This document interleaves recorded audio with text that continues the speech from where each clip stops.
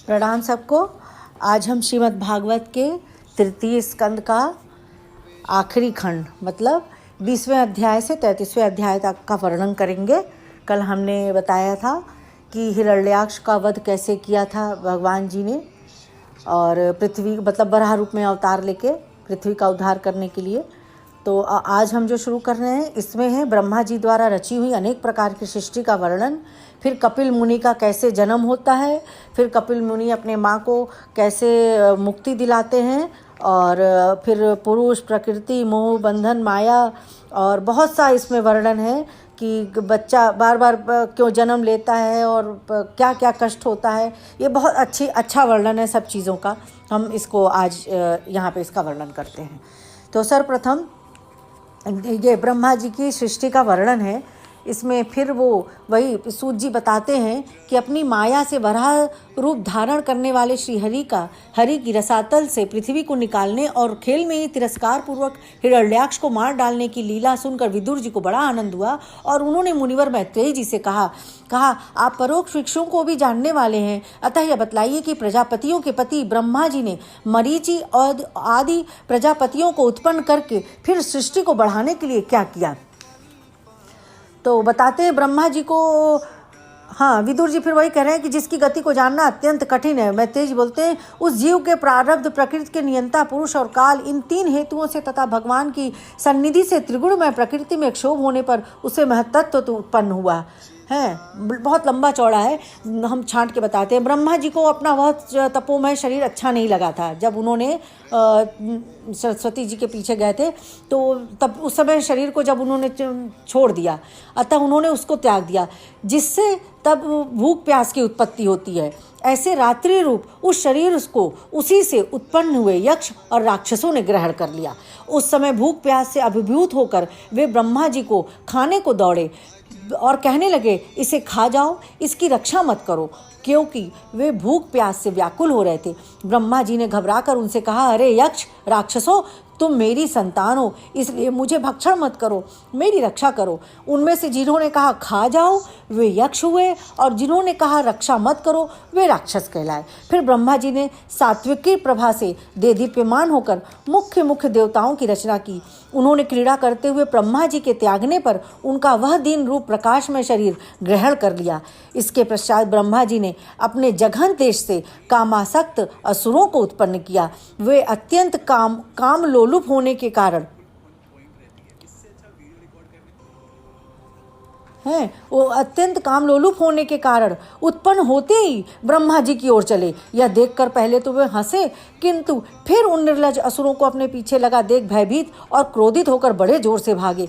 तब उन्होंने भक्तों पर कृपा करने के लिए उनकी भावना के अनुसार दर्शन देने वाले शरणागत वत्सल वरदायक श्री हरि के पास जाकर कहा, परमात्मन मेरी रक्षा कीजिए, मैंने तो आपकी ही आज्ञा से प्रजा उत्पन्न की थी, किंतु यह तो पाप में प्रवृत्त होकर मुझको ही तंग करने चली है। नाथ, एकमात्र आप ही दुखी जीवों का दुख दूर करने वाले हैं, और जो आपकी चरण शरण में नहीं आते उन्हें दुख देने वाले भी एकमात्र आप ही हैं। प्रभु तो प्रत्यक्षवत सबके हृदय की जानने वाले हैं। उन्होंने ब्रह्मा जी को की आतुरता देखकर कहा, तुम अपने काम कलुषित शरीर को त्याग दो। अब फिर शरीर को त्याग दो। अच्छा, भगवान की यूं कहते ही उन्होंने वह शरीर फिर वहीं छोड़ दिया है। ब्रह्मा जी का छोड़ा हुआ वह शरीर एक सुंदरी स्त्री संध्या देवी के रूप में परिणित हो गया। अच्छा, उसके चरण कमलों के पायजेब झंकृत हो रहे थे, उसकी आंखें मतवाली हो रही थी और कमर करधनी की लड़ों से सुशोभित सजीली साड़ी से ढकी हुई थी। विदुर जी उस सुंदरी को देखकर सब के सब असुर मोहित हो गए। अहो, इसका कैसा विचित्र रूप, कैसा अलौकिक धर और कैसी नई अवस्था है।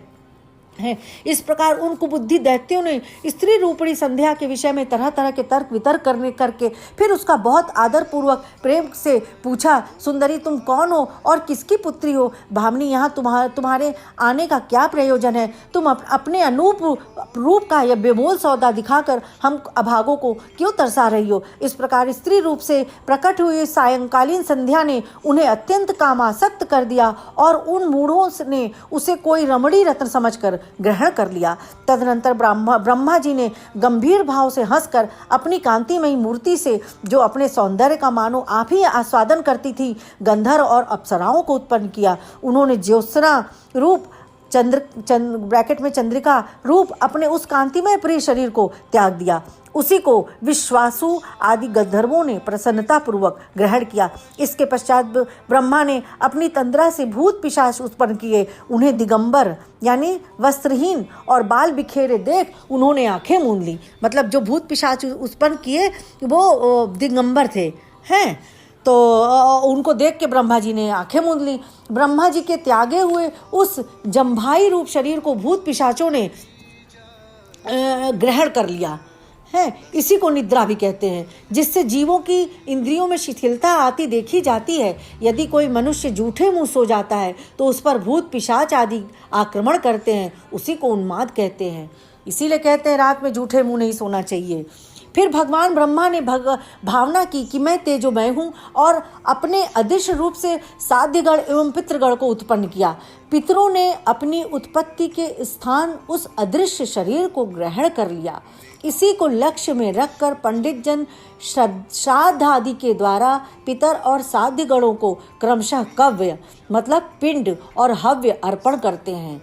अपनी तिरोधना शक्ति से ब्रह्मा जी ने सिद्ध और विद्याधरों की सृष्टि की और उन्हें अपना वह अंतर्धान नामक अद्भुत शरीर दिया। एक बार ब्रह्मा जी ने अपना प्रतिबिंब देखा, तब अपने को बहुत सुंदर मानकर उस प्रतिबिंब से किन्नर और किम पुरुष उत्पन्न किए। उन्होंने ब्रह्मा जी के त्याग देने पर उनका वह प्रतिबिंब शरीर ग्रहण किया। इसलिए ये सब उषा काल में अपनी पत्नियों के साथ मिलकर ब्रह्मा जी के गुण कर्म आदि का ज्ञान करते हैं। एक बार ब्रह्मा जी सृष्टि की वृद्धि न होने के कारण बहुत चिंतित होकर हाथ पैर आदि अवयवों को फैलाकर लेट गए और फिर क्रोधवश उस भोग में शरीर को त्याग दिया।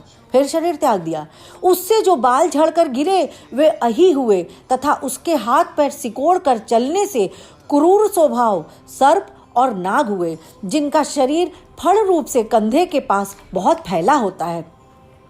एक बार ब्रह्मा जी ने अपने को कृत्य सा अनुभव किया। उस समय अंत में उन्होंने अपने मन से मनुओं की सृष्टि की। ये सब प्रजा की वृद्धि करने वाले हैं। मनस्वी ब्रह्मा जी ने उनके लिए अपना पुरुषाकार शरीर त्याग दिया। फिर शरीर त्याग दिया मनुओं के लिए। उन्होंने मनुओं को देखकर उनसे पहले उत्पन्न हुए देवता गंधर्व आदि ब्रह्मा जी की स्तुति करने लगे।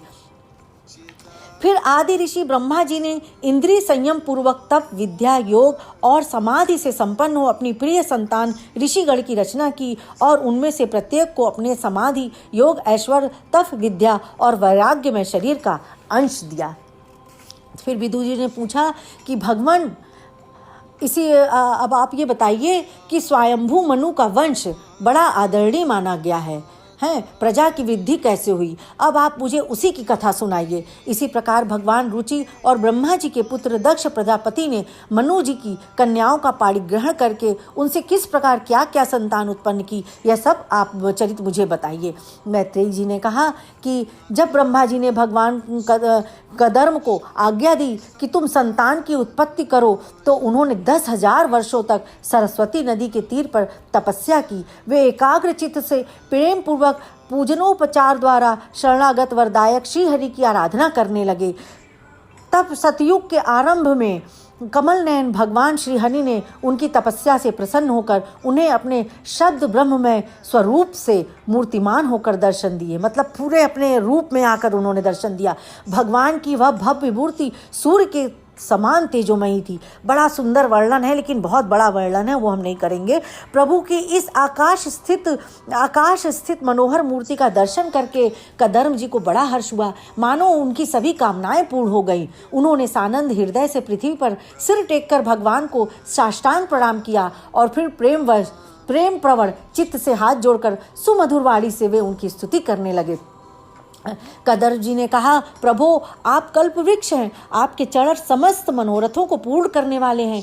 मेरा हृदय काम कलुषित है। मैं भी अपने अनुरूप स्वभाव वाली और गृहस्थ धर्म के पालन में सहायक शीलवती कन्या से विवाह करने के लिए आपके चरण कमलों की शरण में आया हूँ। प्रभु यह कालचक्र बड़ा प्रबल है, साक्षात ब्रह्म ही इसके घूमने की धुरी है। अधिक मास सहित 13 महीने अरे हैं। 13 महीने जब फरवरी भी आता है 12 के, उसको अधिक मास बोलते हैं। 360 दिन जोड़ है। अच्छा, जो 360 दिन होते हैं वो शरीर की 360 हड्डियां हैं। 6 ऋतुएं नेमी हाल हैं, अनंत क्षण पल आदि इसमें पत्राकार धाराएं हैं तथा 3 चातुर्मास इसके आधारभूत नाभि हैं। वह अत्यंत वेगवान संवत्सर रूप कालचक्र चराचर जगत की आयु का छेदन करता हुआ घूमता रहता है, किंतु आपके भक्तों की आयु का ह्रास नहीं करता। तो फिर मैत्रेय जी कहते हैं, भगवान की भौहें प्रणय मुस्कान भरी चितवन से चंचल हो रही थी। वे गरुड़ जी के कंधे पर विराजमान थे। जब कदर्म जी ने इस प्रकार निष्कपट भाव से उनकी स्तुति की, तब वे उनसे अमृतमय वाणी से कहने लगे। उन्होंने कहा कि जिसके लिए तुमने आत्म संयम आदि के द्वारा मेरी आराधना की है, तुम्हारे हृदय के उस भाव को जानकर मैंने पहले से ही उसकी व्यवस्था कर दी है। प्रजापते प्रसिद्ध यशस्वी सम्राट स्वयंभू मनु ब्रह्मावर्त में रहकर 7 समुद्र वाली सारी पृथ्वी का शासन करते हैं। विप्रवर वे परम धर्मज्ञ महाराज महारानी शत्रुपा के साथ तुमसे मिलने के लिए परसों यहाँ आएंगे।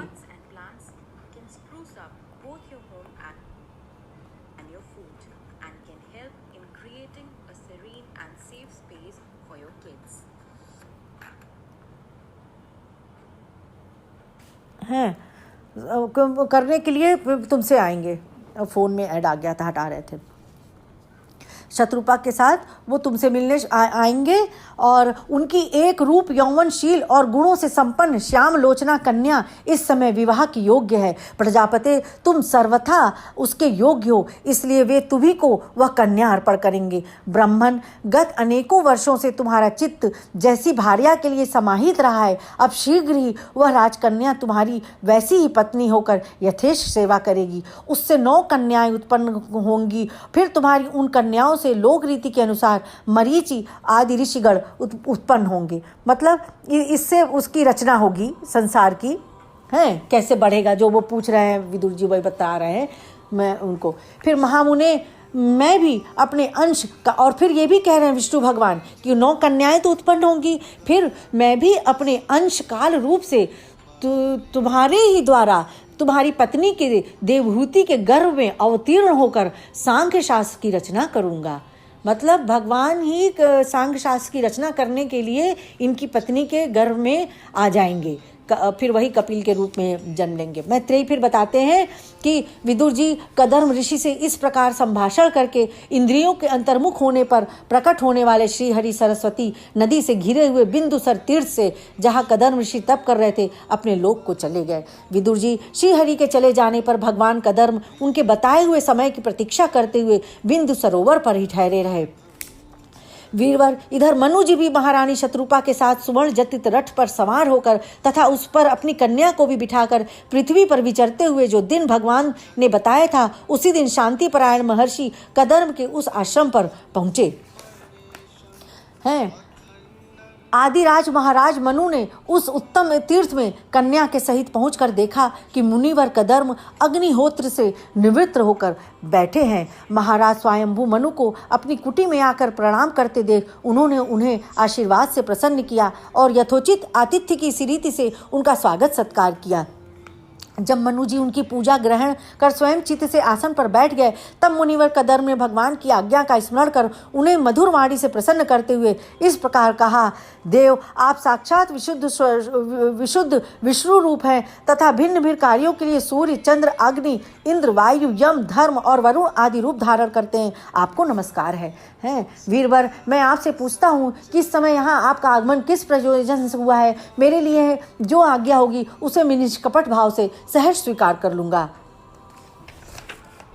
मुने अच्छा, तो विदुर इस प्रकार जब कदर्म जी ने मुनि जी के संपूर्ण गुणों और कर्मों की श्रेष्ठता का वर्णन किया, तो उन्होंने उस निवृत्ति परायण मुनि से कुछ सकुचा कर कहा। उन्होंने कहा, वही मुने वेद मूर्ति भगवान ब्रह्मा ने अपने वेद में विग्रह की रक्षा के लिए तप विद्या और योग से संपन्न तथा विषयों में अनासक्त आप ब्राह्मणों को अपने मुख से प्रकट किया है, और फिर उन सहस्र चरणों वाले विराट पुरुष ने आप लोगों की रक्षा के लिए ही अपनी सहस्रों भुजाओं से हम क्षत्रियों को उत्पन्न किया है। इस प्रकार ब्राह्मण उनके हृदय और क्षत्रिय शरीर कहलाते हैं। अतः एक ही शरीर से संबंध होने के कारण अपनी अपनी और एक दूसरे की रक्षा करने वाले उन ब्राह्मण और क्षत्रियों की वास्तव में श्री हरि रक्षा करते हैं। आपके दर्शन मात्र से ही मेरे सारे संदेह दूर हो गए, क्योंकि आपने मेरी प्रशंसा के मिस से स्वयं ही प्रजन पालन की इच्छा वाले राजा को धर्मों का बड़े प्रेम रूप से निरूपण किया है। आपका दर्शन जितेंद्रिय पुरुषों को बहुत दुर्लभ है। मेरा बड़ा भाग्य है जो मुझे आपका दर्शन हुआ और मैं आपके चरणों की मंगलमयी रज अपने सिर पर चढ़ा सका। मनु जी बता रहे हैं उनको, कदर्म ऋषि को। हैं फिर कहते हैं, मुने इस कन्या और मेरे भाग्योदय से ही आपने मुझे रस धर्मों की शिक्षा देकर मुझ पर महान अनुग्रह किया है, और मैंने शुभ प्रारब्ध का उदय होने से ही आपकी पवित्र वाणी कान खोलकर सुनी है। मुने इस कन्या के स्नेहवश मेरा चित्र बहुत चिंताग्रस्त हो रहा है, अतः मुझ दिन की यह प्रार्थना आप कृपा पूर्वक सुने। यह मेरी कन्या जो प्रिय व्रत और उत्तान पादी की बहन है, अवस्थाशील और गुण आदि में अपने योग्य पति को पाने की इच्छा रखती है। जब से इसने नारद जी के मुख से आपके शील, विद्या, रूप, आयु और गुणों का वर्णन सुना है, तभी से यह आपको अपना पति बनाने का निश्चय कर चुकी है। द्विजवर, मैं बड़ी श्रद्धा से आपको यह कन्या समर्पित करता हूँ, आप इसे स्वीकार कीजिए। यह गृहस्थोचित कार्यों के लिए सब प्रकार आपके योग्य है। और जो स्वतः प्राप्त हो जाए उसकी अवहेलना करना विरक्त पुरुष को भी उचित नहीं है। फिर भी विषयासक्ति को तो बात ही क्या है। जो पुरुष स्वयं प्राप्त हुए भोग का निरादर कर फिर किसी कृपण के आगे हाथ पसारता है, उसका बहुत फैला हुआ यश भी नष्ट हो जाता है और दूसरों के तिरस्कार से मानभंग भी होता है। विद्वान, मैंने सुना है आप विवाह करने के लिए उद्यत हैं। आपका ब्रह्मचर्य एक सीमा तक है, आप नैष्ठिक ब्रह्मचारी तो है नहीं, इसलिए अब आप इस कन्या को स्वीकार कीजिए, मैं इसे आपको अर्पित करता हूँ।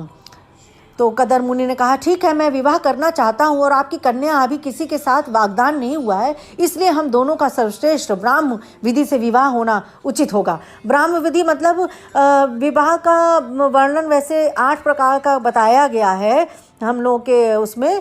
पहला है ब्राह्म, दूसरा है दैव, तीसरा है आर्ष, चौथा है प्रजापत्य, 5वां है आसुर, 6वां है गंधर्व, 7वां है राक्षस और 8वां है पैशाच। लेकिन हम लोगों में सबश्रेष्ठ ब्राह्म को ही माना गया है, जिसमें पिता योग्य कन्या का दान देते हैं, योग्य वर को कन्या का दान देते हैं।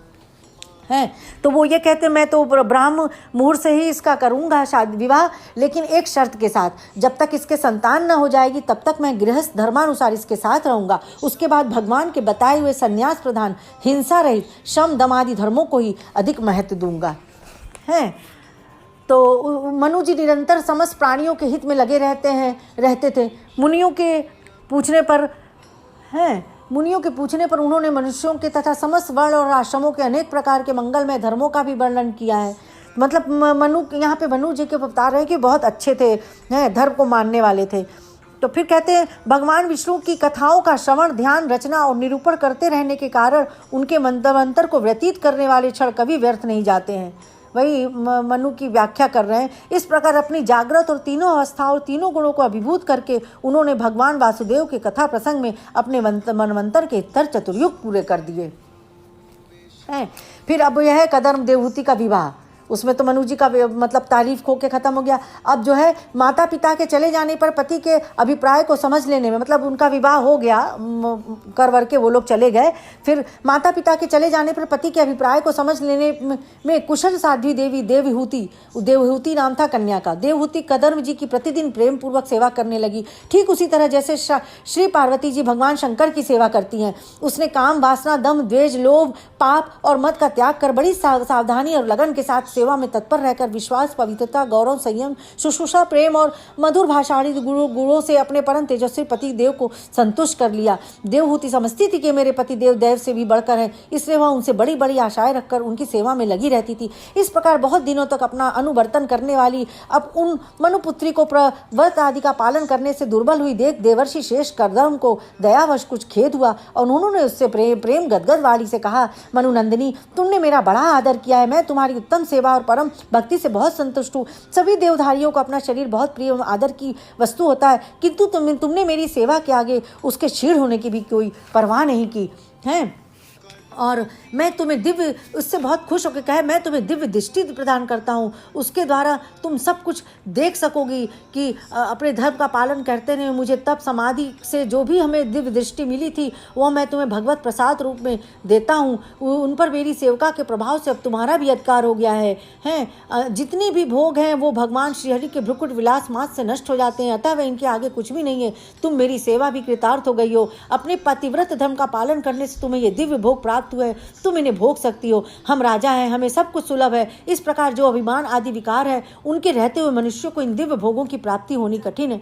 कदर्म जी के इस प्रकार कहने से अपनी पतिदेव को संपूर्ण योग माया और विद्याओं में कुशल जानकर उस अबला की सारी चिंता जाती रही। उसका मुख किंचित संकोच भरी चितवन और मधुर मुस्कान से खिल उठा और वह विनय एवं प्रेम से गदगद वाणी में इस प्रकार कहने लगी, कही द्विजश्रेष्ठ स्वामी प्रभु, आपने विवाह के समय जो प्रतिज्ञा की थी कि गर्भाधान होने तक मैं तुम्हारे साथ गृहस्थ सुख का भोग करूंगा, उसकी अब पूर्ति होनी चाहिए, क्योंकि शेष पति के द्वारा संतान प्राप्त होना पतिव्रता स्त्री के लिए महान लाभ है। कदर मुनि ने अपनी प्रिया की इच्छा पूर्ण करने के लिए उसी समय योग में स्थित होकर एक विमान रचा जो इच्छानुसार सर्वत्र जा सकता था। यह विमान सब प्रकार के इच्छित भोग सुख प्रदान करने वाला था। अत्यंत सुंदर, सब प्रकार के रत्नों से युक्त, सब संपत्तियों की उत्तरोत्तर वृद्धि से संपन्न तथा मणिमय खंभों से सुशोभित था। उसमें पन्ने का फर्श था और बैठने के लिए मूंगे की वेदियां बनाई गई थी। मूंगे की ही देहलियां थी। उसके द्वारों में हीरे के किवाड़ जड़े थे। इंद्रनील मणि के शिखरों पर सोने के कलश रखे हुए थे। उसकी हीरे की दीवारों में बढ़िया लाल जड़े हुए थे, जो ऐसे जान पड़ते थे मानो विमान की आंखें हों, तथा उसे रंग बिरंगे चंदोवे व मूल सुंदरी बंधनवारों से सजाया गया था। बहुत लंबा चौड़ा वर्णन है। ऐसे सुंदर घर को भी जब देवहूति ने बहुत प्रसन्न चित्त से नहीं देखा तो सबके आंतरिक भाव को परख लेने वाले कदर्म जी ने स्वयं ही कहा, भीरू, तुम इस बिंदु सरोवर में स्नान करके विमान पर चढ़ जाओ। यह विश्व भगवान का रचा हुआ तीर्थ मनुष्यों को सभी कामनाओं की प्राप्ति कराने वाला है। फिर जब देवहूति अपने प्रिय पतिदेव का कहा, देवहूति देखते ही देखते उसमें उन्होंने कहा कि उसमें चढ़ जाओ। तो कमल लोचना देवहूति ने अपने पति की बात मानकर सरस्वती के पवित्र जल से भरे हुए उस सरोवर में प्रवेश किया। उस समय बड़ी बड़ी मैली कुचैली साड़ी पहने हुए थी। उनके सिर के बाल चिपक जाने से उनमें लटें पड़ गई थी। शरीर में मैल जम गया था। सरोवर में गोता लगाने पर उनके शरीर के भीतर एक महल में 1000 कन्याएं दिखी। ये सभी किशोर अवस्था की थी और उनके शरीर से कमल सी की गंध आती थी। देवहूति को देखते हुए सब स्त्रियां सहसा खड़ी हो गईं और हाथ जोड़कर कहने लगी, हम आपकी दासियां हैं, हमें आज्ञा दीजिए, आपकी क्या सेवा करें। जब देवहूति ने अपने प्रिय पतिदेव का स्मरण किया सेवा हुआ करवाने के बाद, तो अपने को सहेलियों के सहित वहीं पाया जहां प्रजापति कदर्म जी विराजमान थे। उस समय अपने को सहस्त्रों स्त्रियों के सहित अपने प्राणनाथ के सामने देख और उसे उनके योग का प्रभाव समझकर देवहूति को बड़ा विस्मय हुआ। फिर उन्होंने कदर्म जी ने उनको विमान पर चढ़ाया और उस विमान पर निवास कर उन्होंने दीर्घ काल तक कुबेर जी के समान मेरु पर्वत की घाटियों में विहार किया। इस प्रकार प्राण प्रिया देवहूति के साथ उन्होंने वैश्रंभक, सुरसन नंदन, पुष्पभद्र और चैत्ररथ आदि अनेकों देवोद्यानों तथा मानस सरोवरों में अनुराग पूर्वक विहार किया। इस प्रकार महायोगी कदर्म जी यह सारा भूमंडल जो द्वीप वर्ष आदि की विचित्र रचना के कारण बड़ा आश्चर्यमय प्रतीत होता है, अपनी प्रिया को दिखाकर अपने आश्रम को लौट आए। फिर देवहूति के एक साथ 9 कन्याएं पैदा हुई। वे सभी सर्वांग सुंदरी थी और उनके शरीर से लाल कमल की सी सुगंध निकलती थी। पूर्व प्रतिज्ञा के अनुसार उनके पतिदेव संन्यास आश्रम ग्रहण करने के वन को जाना चाहते थे। जब कन्या नहीं हो गई तो जाने लगे, तो उन्होंने अपने आंसुओं को रोककर उनसे मुस्कुराते हुए व्याकुल एवं संतप्त हृदय से धीरे धीरे अति मधुर वाणी में कहा, भगवान, आपने जो कुछ प्रतिज्ञा की थी वह सब तो पूर्णतः निभा दी, तो भी मैं आपका शरणागत हूँ। अब आता मुझे अभय दान दीजिए। ब्रह्मन इन कन्याओं के लिए योग्य वर खोजने पड़ेंगे और आपकी वन को चले जाने के बाद भी मेरे जन्म मरण रूप शोक को दूर करने के लिए भी कोई तो चाहिए। तो इस प्रकार उनके कहने पर बोले कदर्म जी, राजकुमारी, तुम अपने विषय में इस प्रकार खेद न करो। तुम्हारे गर्भ में अविनाशी भगवान विष्णु शीघ्र ही पधारेंगे। प्रिय, तुमने अनेक प्रकार के व्रतों का पालन किया है, अतः तुम्हारा कल्याण हो। अब तुम संयम, नियम, तप और दान आदि करते हुए श्रद्धापूर्वक भगवान का भजन करो। इस प्रकार आराधना करने पर श्रीहरि तुम्हारे गर्भ से अवतीर्ण होकर मेरा यश बढ़ावेंगे और ब्रह्म ज्ञान का उपदेश करके तुम्हारे हृदय की अहंकारमयी ग्रंथि का छेदन करेंगे। इस प्रकार बहुत समय बीत जाने पर भगवान मधुसूदन कदर्म जी के वजह से उनके देवहूति के गर्भ से इस प्रकार पुरुषोत्तम की आराधना। इस प्रकार बहुत समय बीत जाने पर भगवान मधुसूदन अच्छा, कदर्व जी के प्रभाव से देवहूति के गर्भ से इस प्रकार प्रकट हुए जैसे काष्ठ में अग्नि। उस समय आकाश में मेघ जल बरसाते हुए गरज गरज कर बाजे बजाने लगे, गंधर्वगण गान करने लगे, अप्सराएं आनंदित होकर नाचने लगी, आकाश से देवताओं के बरसाए हुए दिव्य पुष्पों की वर्षा होने लगी, सब दिशाओं में आनंद छा गया, जलाशयों का जल निर्मल हो गया और सभी जीवों के मन प्रसन्न हो गए। इसी समय सरस्वती नदी से घिरे हुए कदर्व जी के उस आश्रम से मरीचि आदि मुनियों के सहित श्री ब्रह्मा जी आए। शत्रुदमन विदुर जी स्वतः सिद्ध ज्ञान से संपन्न जन्मा ब्रह्मा जी को मालूम हो गया था कि साक्षात परब्रह्म भगवान विष्णु सांख्य शास्त्र का उपदेश करने के लिए अपने विशुद्ध सत्व में अंश से अवतीर्ण हुए हैं। हमने इसी पे पीएचडी किया है, सांख्य दर्शन पर ही, सांख्य और गीता का। और देखो इसमें कपिल मुनि ही सांख्य दर्शन के उत्पादक इसमें बताए गए। वह तो, और कपिल कौन है? श्री भगवान विष्णु ही है, ये हमको आज पता चल रहा है। अतः भगवान जिस कार्य को करना चाहते हैं उसका उन्होंने विशुद्ध चित्त से अनुमोदन एवं आदर किया और अपनी संपूर्ण इंद्रियों से प्रसन्नता प्रकट करते हुए कदम जी से इस प्रकार कहे, प्रिय कदम बेटा, तुम सभ्य हो, तुम्हारी ये सुंदरी कन्याएं अपने वंशों द्वारा इस सृष्टि को अनेक प्रकार से बढ़ावेंगी। अब तुम इन मरीचि आदि मुनिवरों को इनके स्वभाव और रुचि के अनुसार अपनी कन्याएं समर्पित करो और संसार में अपना सुयश फैलाओ। फिर उन्होंने देवहूति से बोला कि ये सिद्धगणों के स्वामी और सांख्याचार्यों की भी माननी होंगे, लोक में तेरी कीर्ति का विस्तार करेंगे और कपिल नाम से विख्यात होंगे। इस प्रकार ब्रह्मा जी के भी चले जाने पर कदर्व जी ने उनके आज्ञा अनुसार मरीचि आदि प्रजापतियों के साथ अपनी कन्याओं का विधि पूर्वक विवाह कर दिया। उनकी कन्याओं का नाम था कला, अनसुईया, श्रद्धा, हरविभु, गति, क्रिया और ख्याति, शांति है। और शांति नाम की कन्या जिससे यज्ञ कर्म का विस्तार किया जाता है। अच्छा, अर्थवा ऋषि को उन्होंने शांति को ब्याहा था। कदर्व जी ने देखा कि उनके यहाँ साक्षात देवाधिदेव श्री हरि ने ही अवतार लिया है, तो वो एकांत में उनके पास गए, उन्हें प्रणाम करके इस प्रकार कहने लगे, आपने अपने वचनों को सत्य करने और सांख्य योग का उपदेश करने के लिए मेरे यहाँ अवतार लिया है। प्रभु, आपकी कृपा से मैं तीनों ऋणों से मुक्त हो गया हूँ। अब मेरे सभी मनोरथ पूर्ण हो चुके हैं। अब मैं संन्यास मार्ग को ग्रहण कर आपका चिंतन करते हुए शोक रहित होकर विचरूंगा। आप समस्त प्रजाओं के स्वामी हैं, अतएव इसके लिए मैं आपकी आज्ञा चाहता हूँ। हैं तो भगवान ने कहा, मैं तुम्हारे यहाँ जन्म लूँगा, उसे सत्य करने के लिए मैंने अवतार लिया है। और आत्मज्ञान का यह सूक्ष्म मार्ग बहुत संयम से लुप्त हो गया है, इसे फिर से प्रवर्तित करने के लिए मैंने यह शरीर ग्रहण किया है। ऐसा जानो मुने, मैं आज्ञा देता हूँ, तुम इच्छा अनुसार जाओ और अपने संपूर्ण कर्म मुझे अर्पण करते हुए दुर्जय मृत्यु को जीत कर मोक्ष पद प्राप्त करने के लिए मेरा भजन करो। माता देवहूति को भी मैं संपूर्ण कर्मों से छुड़ाने वाला आत्मज्ञान प्रदान करूँगा, जिससे यह संसार रूप भय से पार हो जाएगा। अब वो माता देवहूति को कपिल भगवान भक्त योग की महिमा, बहुत सारी चीज़ों की महिमा बताते हैं। इस प्रकार इच्छा और देश से रहित सर्वत संबुद्धि और भगवत भक्त से संपन्न होकर श्री कदर्व जी भगवान का परम पद प्राप्त कर लिया, मतलब उनको मुक्ति मिल गई। फिर उसके बाद देवहूति बोली उनसे, कपिल ऋषि से बोली कि प्रभु, इन दुष्ट इंद्रियों की विषय लालसा से मैं बहुत ऊब गई हूँ और इनकी इच्छा पूरी करती रहने से घोर अज्ञान अंधकार में पड़ी हूँ। अब आपकी कृपा से मेरी जन्म परंपरा समाप्त हो चुकी है। इसी से इस दुस्तर अज्ञान अंधकार से पार लगाने के लिए मुझे लिए सुंदर नेत्र रूप आप प्राप्त हुए हैं। अब आप मेरे इस महामोह को दूर कीजिए। तो भगवान ने कहा, माता, इस जीवन के बंधन और मोक्ष का कारण मन ही माना गया है। विषयों में आसक्त होने पर यह बंधन हेतु का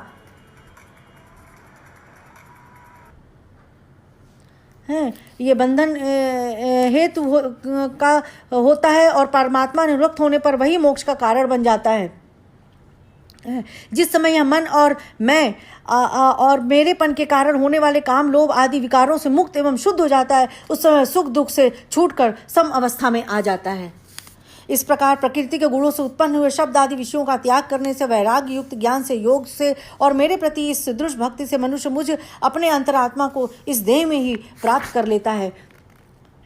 देवहूति ने कहा, आपकी समुचित भक्ति का स्वरूप क्या है और मेरी जैसी अबलाओं के लिए कैसी भक्ति ठीक है, जिससे कि मैं सहज में ही आपके निर्वाण पद को प्राप्त कर सकूं।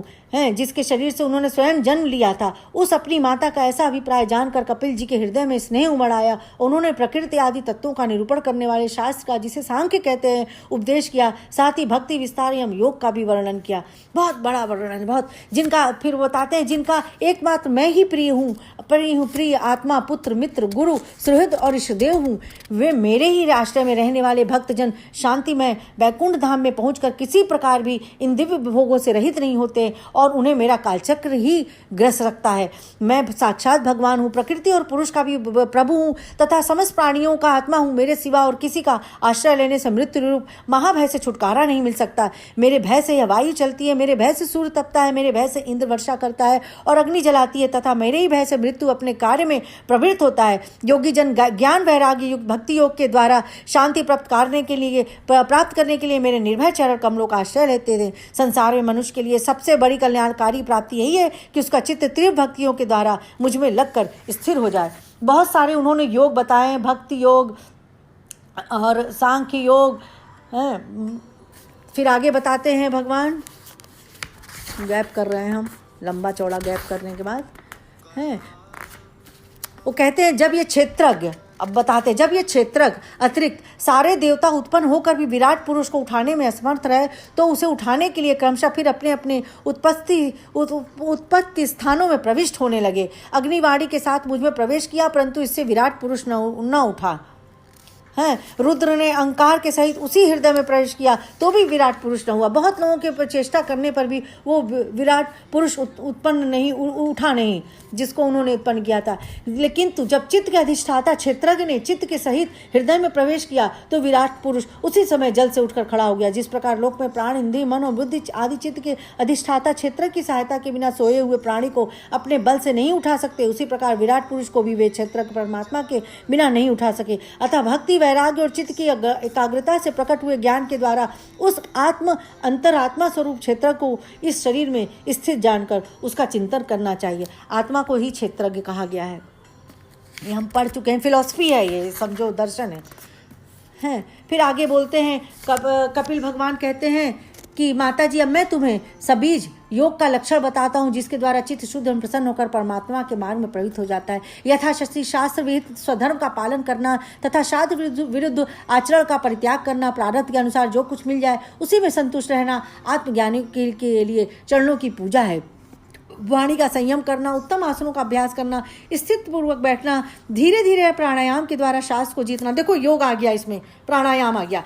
प्राणायाम के द्वारा श्वास को जीतना, इंद्रियों को मन के द्वारा विषयों से हटाकर अपने हृदय में ले जाना, मूलाधार आदि किसी एक केंद्र में मन के सहित प्राणों को स्थिर करना, निरंतर भगवान की लीलाओं का चिंतन और चित्त को समाहित करना, इनसे तथा व्रत, दान आदि दूसरे साधनों से भी सावधानी के साथ प्राणों को जीतकर बुद्धि के द्वारा अपने कुमारगामी दुष्ट चित्त को धीरे धीरे एकाग्र करे, परमात्मा में ध्यान में लगावे। मेडिटेशन के बारे में बता रहे हैं कैसे करना चाहिए। पहले आसन को जीते, फिर प्राणायाम के अभ्यास के लिए पवित्र देश में कुश, मृग चर्म आदि से युक्त आसन बिछावें। उस पर शरीर को सीधा और स्थिर रखते हुए सुखपूर्वक बैठकर अभ्यास करें। आरंभ में पूरक, कुंभक और रेचक क्रम से अथवा इसके विपरीत रेचक, कुंभक को पूरक करके प्राण के मार्ग का शोधन करें जिससे चित्त स्थिर और निश्चल हो जाए। जिस प्रकार वायु और अग्नि से तपाया हुआ सोना अपने मल को त्याग देता है, उसी प्रकार जो योगी प्राण वायु को जीत लेता है उसका मन बहुत शीघ्र शुद्ध हो जाता है। जब योग का अभ्यास करते करते चित्त निर्मल और एकाग्र हो जाए तब नासिका के अग्रभाग से दृष्टि जमाकर इस प्रकार भगवान की मूर्ति का ध्यान करें। नागरिका के अग्रभाग में तो वो तो हम सिंहासन करते हैं शायद वही हो। फिर इस प्रकार योगी जब यह अच्छी तरह देख ले कि भगवत विग्रह में चित्त की स्थिति हो गई तब वह उनके समस्त अंगों में लगे हुए चित्त को विशेष रूप से एक एक अंग में लगाए। मतलब अच्छा, उनके अपने चित्त को, अपने मन को जब प्राणायाम करो, मेडिटेशन करो बंद करके, तो उनके अंगों के बारे में ही सोचना चाहिए। भगवान के चरण कमलों का ध्यान करना चाहिए। हृदय के अज्ञान रूप घोर अंधकार को दूर कर देते हैं। इन्हीं की धोवन से नदियों में श्रेष्ठ गंगा जी प्रकट हुई थी, जिनके पवित्र जल को मस्तक पर धारण करने के कारण स्वयं मंगल रूप श्री महादेव जी भी अधिक मंगलमय हो गए। फिर कहते हैं श्री हरि का हृदय प्रणतन जनों के तीव्र शोक के अश्रु सागर को भी सुखा देता है और अत्यंत उदार है। मुनियों के हित के लिए, कामदेव को मोहित करने के लिए अपनी माया से श्रीहरि ने अपने भ्रूमंडल को बनाया है। उनका ध्यान करना चाहिए। इस प्रकार ध्यान में तन्मय होकर उनके सिवा किसी अन्य पदार्थ को देखने की इच्छा न करे। इस प्रकार के ध्यान के अभ्यास से साधक का श्रीहरि में प्रेम हो जाता है, उसका हृदय भक्ति से द्रवित हो जाता है। ये पूरा योग का वर्णन था, योग और ध्यान का वर्णन था। अपनी माता को समझा रहे हैं कपिल मुनि हैं। फिर कहते हैं कि भगवान ने कहा, माता साधकों के भाव के अनुसार भक्ति योग का अनेक प्रकार से प्रकाश होता है, क्योंकि स्वभाव और गुणों के भेद से मनुष्यों के भाव में विभिन्नता आ जाती है। वो कह रहे हैं, जो भेददर्शी क्रोधी पुरुष हृदय में हिंसा, दंभ अथवा मात्सर्य भाव रखकर मुझसे प्रेम करता है, वह मेरा तामस भक्त है। जो पुरुष विषय, यश और ऐश्वर्य की कामना से प्रतिमादि में मेरा भेदभाव से पूजन करता है, वह राजस भक्त है। जो व्यक्ति पापों का क्षय करने के लिए परमात्मा को अर्पण करने के लिए और पूजन करना कर्तव्य है, इस बुद्धि से मेरा भेदभाव पूजन करता है, वह सात्विक भक्त होता है। फिर बता रहे हैं, मैं आत्मा रूप से सदा सभी जीवों में स्थित हूँ, इसलिए जो लोग मुझ सर्वभूत स्थित परमात्मा का आनंद करके केवल प्रतिमा में ही मेरा पूजन करते हैं, उनकी वह पूजा स्वांग मात्र है। मैं सबका आत्मा परमेश्वर सभी भूतों में स्थित हूँ। ऐसी दशा में जो मोहवश मेरी उपेक्षा करके केवल प्रतिमा के पूजन में ही लगा रहता है, वह तो मानो भस्म में ही हवन है। बड़ा बढ़िया। जो व्यक्ति आत्मा और परमात्मा के बीच में थोड़ा सा भी अंतर करता है, उस भेददर्शी को मैं मृत्यु रूप से महान भय उपस्थित करता हूँ। अतः संपूर्ण प्राणियों के भीतर घर बनाकर उन प्राणियों के ही रूप में स्थित मुझ परमात्मा का यथा योग्य दान, मान, मित्रता के व्यवहार तथा समष्टि के द्वारा पूजन करना चाहिए।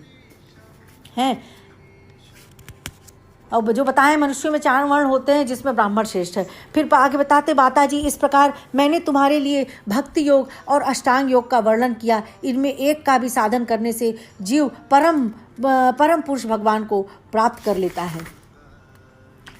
फिर बताते हैं, माता जी, जिस प्रकार वायु के द्वारा उड़ाया जाने वाला मेघ समूह उसके बल को नहीं जानता, उसी प्रकार यह जीव भी बलवान काल की प्रेरणा से भिन्न भिन्न अवस्थाओं तथा योनियों में भ्रमण करता रहता है, किंतु उसके प्रबल पराक्रम को नहीं जानता। जीव सुख की अभिलाषा से जिस वस्तु को बड़े कष्ट से प्राप्त करता है, उसी को भगवान काल विनिष्ट कर देता है, जिसके लिए उसे बड़ा शोक होता है। इस संसार में यह जीव जिस योनि में जन्म लेता है, उसी में आनंद मानने लगता है और उससे विरक्त नहीं होता है। यह भगवान की माया से ऐसा मोहित हो रहा है कि कर्मवश नारकी योनि में जन्म लेने पर भी वहां के विष्ठा आदि भोगों में ही सुख मानने के कारण उसे भी छोड़ना नहीं चाहता। मतलब जो मिलता है वो उसी में रम जाता है।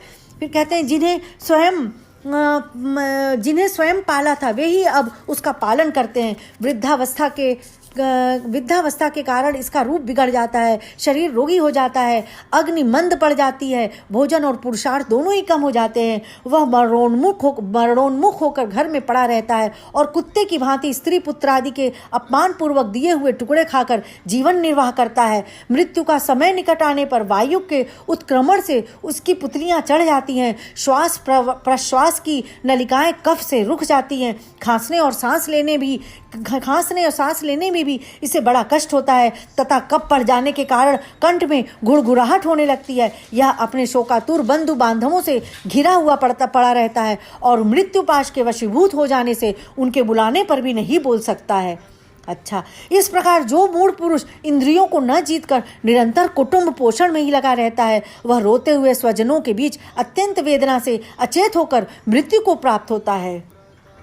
इस अवसर पर उसे लेने के लिए अति भयंकर और रोष युक्त नेत्रों वाले जो यमदूत आते हैं, उन्हें देखकर वह भय के कारण मलमूत्र कर देता है। अच्छा, अक्सर डेड बॉडीज से वो सुसु पट्टी नहीं हो जाती है, देखो उनको दिख जाते हैं यमराज। वे यमदूत उसे यातना देह में डाल देते हैं और फिर जिस प्रकार सिपाही किसी अपराधी को ले जाते हैं, उसी प्रकार उसके गले में रस्सी बांधकर बलात् यमलोक की लंबी यात्रा में उसे ले जाते हैं। उनकी घुड़कियों से उसका हृदय फटने और शरीर कांपने लगता है। मार्ग में उसे कुत्ते नोचते हैं तो उस समय अपने पापों का याद करके वह व्याकुल उठता है। भूख प्यास उसे बेचैन कर देती है तथा घाम, दावानल और लूओं से वह तप हो जाता है। ऐसी अवस्था में जल और विश्राम स्थान से रहित जब उस तप्त बालुकामय मार्ग में जब उसे एक पग आगे बढ़ने की भी शक्ति नहीं रहती, यमदूत उसकी पीठ पर कोड़े बरसाते हैं, तब बड़े कष्ट से उसे चलना ही पड़ता है। वह जहाँ तहाँ थक कर गिर जाता है, मूर्छा आ जाती है, चेतना आने पर फिर उठता है। इस प्रकार अति दुखमय आंखें अंधेरे मार्ग से अत्यंत क्रूर यमदूत उसे शीघ्रता से यमपुरी को ले जाते हैं। है। यमलोक का मार्ग 99,000 योजन है। इतने लंबे मार्ग को 2 ही 3 मुहूर्त में तय करके वह नरक में तरह तरह की यातनाएं भोगता है। वहाँ उसके शरीर को धधकती लकड़ियों आदि के बीच में डालकर जलाया जाता है, कहीं स्वयं दूसरों के द्वारा काट काट कर उसे अपना ही मांस खिलाया जाता है। यमपुरी के कुत्ते अथवा गिद्धों द्वारा जीते जी उसकी आंतें खींची जाती हैं। सांप, बिच्छू और डांस आदि डांसने वाले तथा डंक मारने वाले जीवों से शरीर को पीड़ा पहुंचाई जाती है। शरीर को काट कर टुकड़े टुकड़े किए जाते हैं। उसे हाथियों से चिरवाया जाता है, पर्वता शिखरों से गिराया जाता है अथवा जल या गड्ढे में डालकर बंद कर दिया जाता है। ये सब यातनाएं तथा इसी प्रकार तामिस्त्र, अंधतामिस्त्र एवं रौरव आदि नरकों की और भी अनेक यातनाएं स्त्री हो या पुरुष उस जीव को पारंपरिक संसर्ग से होने वाले पाप के कारण भोगना ही पड़ता है। माता जी, कुछ लोगों का कहना है कि स्वर्ग और नरक तो इसी लोक में है, क्योंकि जो नारकी यातनाएं हैं वे यहाँ भी देखी जाती हैं। इस प्रकार अनेकों कष्ट भोग कर अपने कुटुंब का ही पालन करने वाला तथा केवल अपना ही पेट भरने वाला पुरुष उन कुटुंब और शरीर दोनों को यहीं छोड़कर मरने के बाद अपने किए हुए पापों का ऐसा फल भोगता है। उस समय वह ऐसा व्याकुल होता है मानो उसका सर्वस्व लुट गया हो। जो पुरुष निरी पाप कमाई से ही अपने परिवार का पालन करने में व्यस्त रहता है वह अंधतामिस्त्र नरक में जाता है, जो नरकों में चरम सीमा का कष्ट प्रद स्थान है। बाप रे! मनुष्य जन्म मिलने के पूर्व जितनी भी यातनाएं हैं तथा शुकर आदि योनियों के जितने कष्ट हैं उन सबको क्रम से भोग कर शुद्ध हो जाने पर वह फिर मनुष्य योनि में जन्म लेता है। अब वो बताते हैं मनुष्य योनि में जन्म प्राप्त हुए जीव की गति का वर्णन बता रहे हैं। ये भी एक प्रकार का एक कष्ट ही है। बार बार जन्म लेना, मरना भी तो दुख का कारण है। तो अब भगवान कहते हैं, माता जी, जब जीव को मनुष्य शरीर में जन्म लेना होता है तो वह भगवान की प्रेरणा से अपने पूर्व कर्मानुसार देह प्राप्ति के लिए पुरुष के वीर कण के द्वारा स्त्री के उदर में प्रवेश करता है। वहाँ वह एक रात्रि में स्त्री के रज में मिलकर एक रूप कलल बन जाता है, 5 रात्रि में बुद्बुद रूप हो जाता है, 10 दिन में ब्रेर के समान कुछ कठिन हो जाता है और उसके बाद मांसपेशी अथवा अंडज प्राणियों में अंडे के रूप में परिणित हो जाता है। 1 महीने में उसके सिर निकल आता है, उसमें मांस में हाथ पांव आदि अंगों का विभाग हो जाता है। उस 3 मास में नख, रोम, अस्थि, चर्म, स्त्री पुरुष के चिन्ह तथा अन्य छिद्र उत्पन्न हो जाते हैं। 5वें महीने में भूख प्यास लगने लगती है और 6ठे मास में झिल्ली से लिपट कर वह दाहिनी कोख में घूमने लगता है। उस समय माता के खाए हुए अन्न, जल आदि से उसकी सब धातुएं पुष्ट होने लगती हैं और वह कृमि आदि जंतुओं के उत्पत्ति स्थान उस जघन्य मल मूत्र के गड्ढे में पड़ा रहता है। वह सुकुमार तो होता ही है, इसलिए जब वहाँ के भूखे कीड़े उसके अंग प्रत्यंग नोचते हैं तब वह अत्यंत क्लेश के कारण वह क्षण क्षण में अचेत हो जाता है। माता के खाए हुए कड़वे, तीखे, गरम, नमकीन, रूखे और खट्टे आदि उग्र पदार्थों का स्पर्श होने से उसके सारे शरीर में पीड़ा होने लगती है।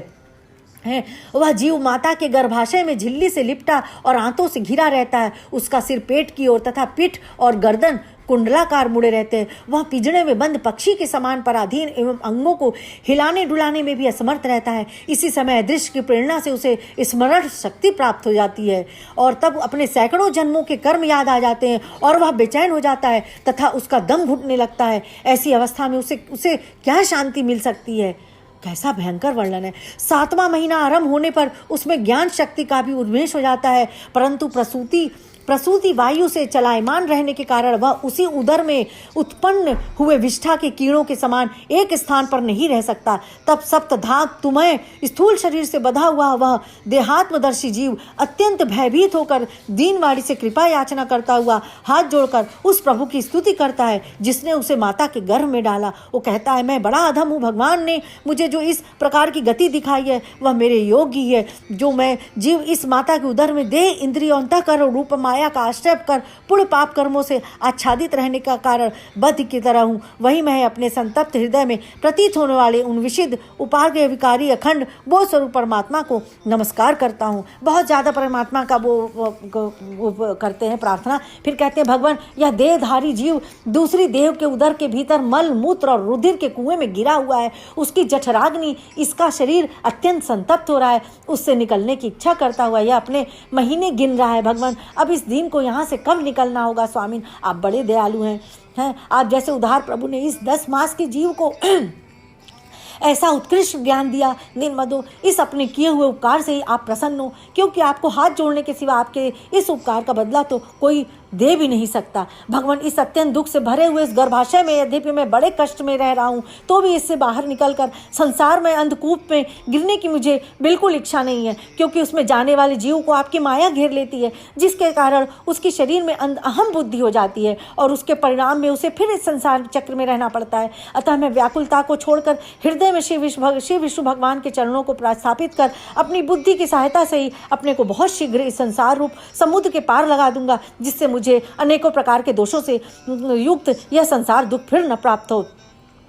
कपिल देव जी कहते हैं, माता, वह 10 महीने का जीव गर्भ में ही जब इस प्रकार का विवेक संपन्न होकर भगवान की स्तुति करता है, तब उस अधोमुख बालक को प्रसव काल की वायु तत्काल बाहर आने के लिए ढकेलती है। उसके सहसा ठेलने पर वह बालक अत्यंत व्याकुल होकर नीचे सिर करके बड़े कष्ट से बाहर निकलता है। उस समय उसके श्वास की गति रुक जाती है और पूर्व स्मृति नष्ट हो जाती है। अच्छा, जैसे ही बाहर होता है उसकी सांस थोड़ी देर की रुकती है और उसकी पुराने जन्म की सब वो स्मृति नष्ट हो जाती है।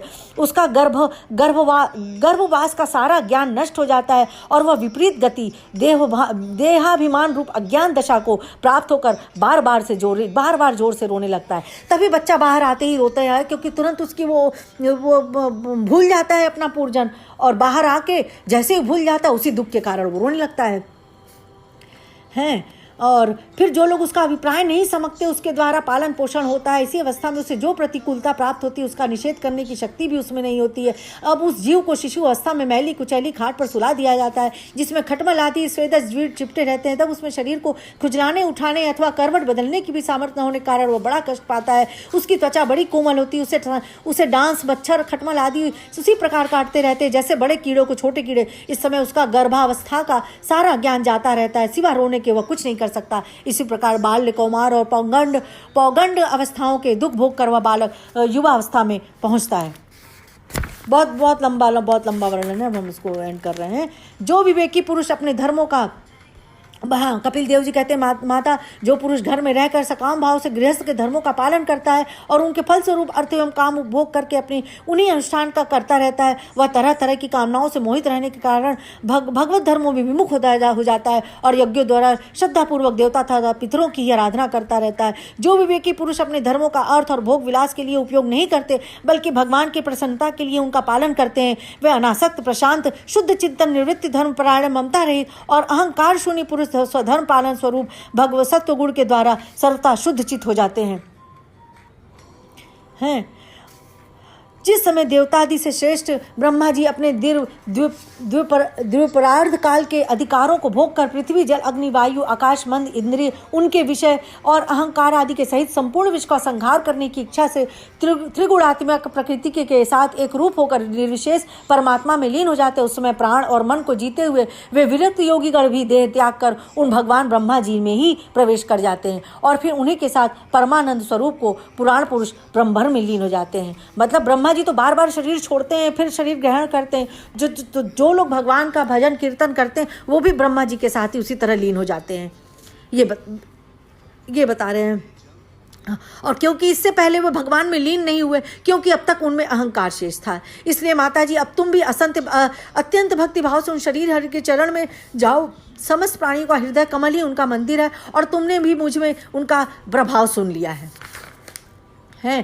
गर्भाधान से लेकर अंत्येष्टि तक सब संस्कारों को विधि पूर्वक करने वाले ये सकाम कर्मी सूर्य से दक्षिण ओर के पितृयान या धूम मार्ग से पितृश्वर अर्यमा के लोक में जाते हैं और फिर अपनी ही संतति के वंश में उत्पन्न होते हैं। माता जी, पितृलोक के भोग लेने पर जब उनके पुण्य क्षीण हो जाते हैं, तब देवता लोग उन्हें वहाँ के ऐश्वर्य से च्युत कर देते हैं और फिर उन्हें विवश होकर तुरंत ही इस लोक में गिरना पड़ता है।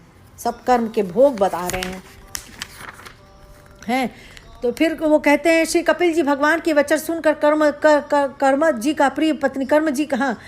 की प्रिय पत्नी माता देवहूति के मुंह का पर्दा फट गया और वे तत्व प्रतिपादक सांख्य शास्त्र के ज्ञान की आधार भूमि भगवान श्री कपिल जी को प्रणाम करके उनकी स्तुति करने लगी।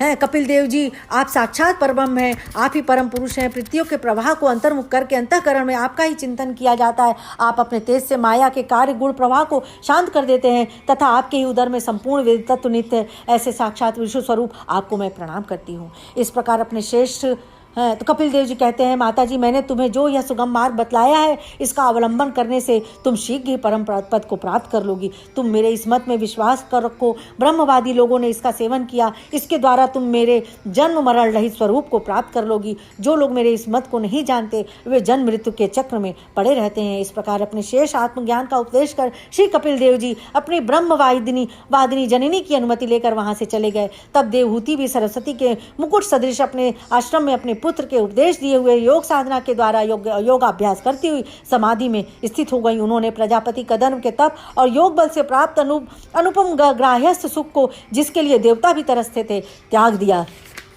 है। जिसे पाने के लिए इंद्रियाणियां भी लालायित रहती थी, उस गृहोद्यान की भी ममता उन्होंने त्याग दी। किंतु पृथ्वीयोग से व्याकुल होने के कारण अवश्य उनका मुख कुछ उदास हो गया। अपने पुत्र कपिल देव रूप भगवान हरि का ही चिंतन करते करते वे कुछ ही दिनों में ऐसे ऐश्वर्य संपन्न घर से भी उपरत हो गईं। इस प्रकार जीव के अधिष्ठानभूत पर ब्रह्म श्री भगवान में ही बुद्धि की स्थिति हो जाने से उनका जीव भाव निवृत्त हो गया और वे समस्त क्लेशों से मुक्त होकर परमानंद में निमग्न हो गई। अब निरंतर समाधिस्थ रहने के कारण उनकी विषयों के सत्यवती की भ्रांति मिट गई और उन्हें अपने शरीर की भी सुधि न रही। जैसे जागे हुए पुरुष को अपने स्वप्न में देखे हुए शरीर की नहीं रहती है। इस प्रकार देवहूति ने कपिल देव जी के बताए हुए मार्ग द्वारा थोड़े ही समय में नित्य मुक्त परमात्म स्वरूप श्री भगवान को प्राप्त कर लिया। महायोगी भगवान कपिल जी भी माता की आज्ञा ले पिता के आश्रम से ईशान कोण की ओर चले गए। अच्छा, जब उन्होंने जिस स्थान पर उन्हें सिद्धि प्राप्त हुई थी वह पवित्र क्षेत्र त्रिलोकी में सिद्ध पद नाम से विख्यात हुआ। साधु स्वभाव विदुर जी योग साधना के द्वारा उनके शरीर के सारे दैहिक मल दूर हो गए थे। वह एक नदी के रूप में परिणित हो गया और जो सिद्धगढ़ से सेवित और सब प्रकार की सिद्धि देने वाली है। महायोगी भगवान कपिल भी माता की आज्ञा ले पिता के आश्रम से ईशान कोण की ओर चले गए। वहां स्वयं समुद्र ने उनका पूजन करके उन्हें स्थान दिया। वे तीनों लोगों को शांति प्रदान करने के लिए योग मार्ग का अवलंबन कर समाधि में स्थित हो गए। सिद्ध चरण गंधर्व मुनि अप्सरागण उनकी स्तुति करते हैं तथा सांख्य आचार्यगण भी उनका सब प्रकार स्तवन करते रहते हैं। निष्पाप विदुर जी, तुम्हारे पूछने से मैंने तुम्हें यह भगवान कपिल और देवहूति का परम पवित्र संवाद सुनाया। यह कपिल देव जी का मत अध्यात्म योग का गूढ़ रहस्य। जो पुरुष इसका श्रवण या वर्णन करता है वह भगवान गरुड़ ध्वज की भक्ति से युक्त होकर शीघ्र ही श्री हरि के चरणारविंदों को प्राप्त करता है। जय भा इति तृतीय स्कंध समाप्त। ये तृतीय स्कंध आज समाप्त हो गया। बड़ा लंबा व्याख्यान था। तो देखो हमको तो जैसे भगवान गाइड कर रहा है। हमने पहले प्राणायाम किया, फिर हमने योग किया, अब हम भगवान की ही कृपा से हम ये श्रीमद् भागवत पुराण का व्याख्यान कर रहे हैं। ये तो भगवान में तो बहुत बड़ी कोई हमने बहुत अच्छा काम किया होगा जिसके वजह से भगवान हमसे ये काम करा रहे हैं। धन्य हो भगवान, धन्य हो। सबको प्रणाम। प्रणाम सभी को। आज श्रीमद् भागवत महापुराण के चौथे स्कंद का प्रारंभ कर रहे हैं। प्रथम अध्याय से सप्तम अध्याय तक का वर्णन करेंगे। कल हमने तीसरा स्कंद समाप्त कर दिया था। तो प्रथम अध्याय में स्वयंभू मनु की कन्याओं के वंश का वर्णन किया गया है। फिर इन्हीं के द्वारा इन्हीं की जो संतानें होती हैं उसी से होते होते फिर पौत्र पोतियाँ होती हैं। फिर मतलब इनकी तीसरी कन्या जो मनु की है, पहली देवहूति को तो उन्होंने कदर्भ ऋषि से ब्याहा था, है पहले को किससे ब्याहा, तीसरी कन्या को उन्होंने राजा दक्ष को ब्याहा था। तो उसी के संबंध में विदुर जी को बताते हैं मैत्री जी कि आप हमको सब डिटेल में बताइए कि कैसे क्या क्या हुआ है। और फिर वही तक कि कैसे वो सती बनी, फिर कैसे शिव जी को मिली, फिर कैसे वो यज्ञ में अपने आप को जला दी, फिर कैसे शंकर भगवान को सब लोग मनाने गए। तो पूरा वर्णन है। ये तो सबको पता ही होगा, ये बहुत सीरियल में आया, लेकिन हम बहुत संक्षिप्त में बता दे रहे हैं। इंट्रोडक्शन देना इसलिए ज़रूरी है कि फिर ये एंड में कनेक्ट करता है सब चीज़ों को, इसीलिए। तो वो बताते हैं मैत्रेय जी कि स्वयंभू मनु महारानी शत्रुपा से प्रिव्रत और उत्तानपाद इन दो पुत्रों के सिवा 3 कन्याएं भी हुई थीं। वे आकुति, देवहूति और प्रसूति नाम से विख्यात थी। आकुति का यद्यपि उसके भाई थे तो भी महारानी शत्रुपा की अनुमति से उन्होंने रुचि प्रजापति के साथ पुत्रिका धर्म के अनुसार विवाह किया। तो पुत्रिका धर्म क्या होता है? इसका मतलब ये होता है कि इस अनुसार से विवाह करने में यह शर्त होती है कि कन्या के जो पहला पुत्र होगा उसे कन्या के पिता ले लेंगे। तो इस प्रकार उन्होंने पुत्रिका धर्म के अनुसार उसका विवाह किया। प्रजापति रुचि भगवान के अनन्य चिंतन के कारण ब्रह्म तेज से संपन्न थे। उन्होंने आकुति के गर्भ से एक पुरुष और स्त्री का जोड़ा उत्पन्न किया। उनमें जो पुरुष था वह साक्षात यज्ञ स्वरूपधारी भगवान विष्णु थे और जो स्त्री थी वह भगवान से कभी अलग न रहने वाली लक्ष्मी जी की अंश स्वरूपा दक्षिणा थी। मनु जी अपनी पुत्री आकुति के उस परम तेजस्वी पुत्र को बड़ी प्रसन्नता से अपने घर ले आए और दक्षिणा को रुचि प्रजापति ने अपने पास रखा। जब दक्षिणा विवाह की योग्य हुई तो उसने यज्ञ भगवान को ही पति रूप में प्राप्त करने की इच्छा की। तब भगवान यज्ञ पुरुष ने उससे विवाह किया। इससे दक्षिणा को बड़ा संतोष हुआ। फिर भगवान ने प्रसन्न होकर उससे 12 पुत्र उत्पन्न किए। फिर बताते हैं प्यारे बुजुर्ग जी, मनु जी ने अपनी दूसरी कन्या देवहूति तो कदर्म जी को ब्याही थी। उसके संबंध की तो हम चर्चा कर चुके हैं। अब भगवान मनु ने अपनी तीसरी कन्या प्रसूतिका का विवाह ब्रह्मा जी के पुत्र दक्ष प्रजापति से किया था। उसकी विशाल परंपरा तो सारी त्रिलोक में फैली ही हुई है। तो फिर वो बताते हैं कि ऐसे ही कि मतलब फिर जब वो ब्रह्मा जी ने ब्रह्मा ज्ञानियों में श्रेष्ठ महर्षि अत्रि को सृष्टि की रचना के लिए आज्ञा दी, तब वे अपनी सहधर्मिणी के सहित तप करने के लिए ऋक्ष नामक कुल पर्वत पर गए। ये अत्रि भी यही जो इन्हीं के संतानों में से हैं सब लोग, जिसको ब्रह्मा जी आज्ञा देते रहते हैं कि तुम जो है सृष्टि की रचना करो।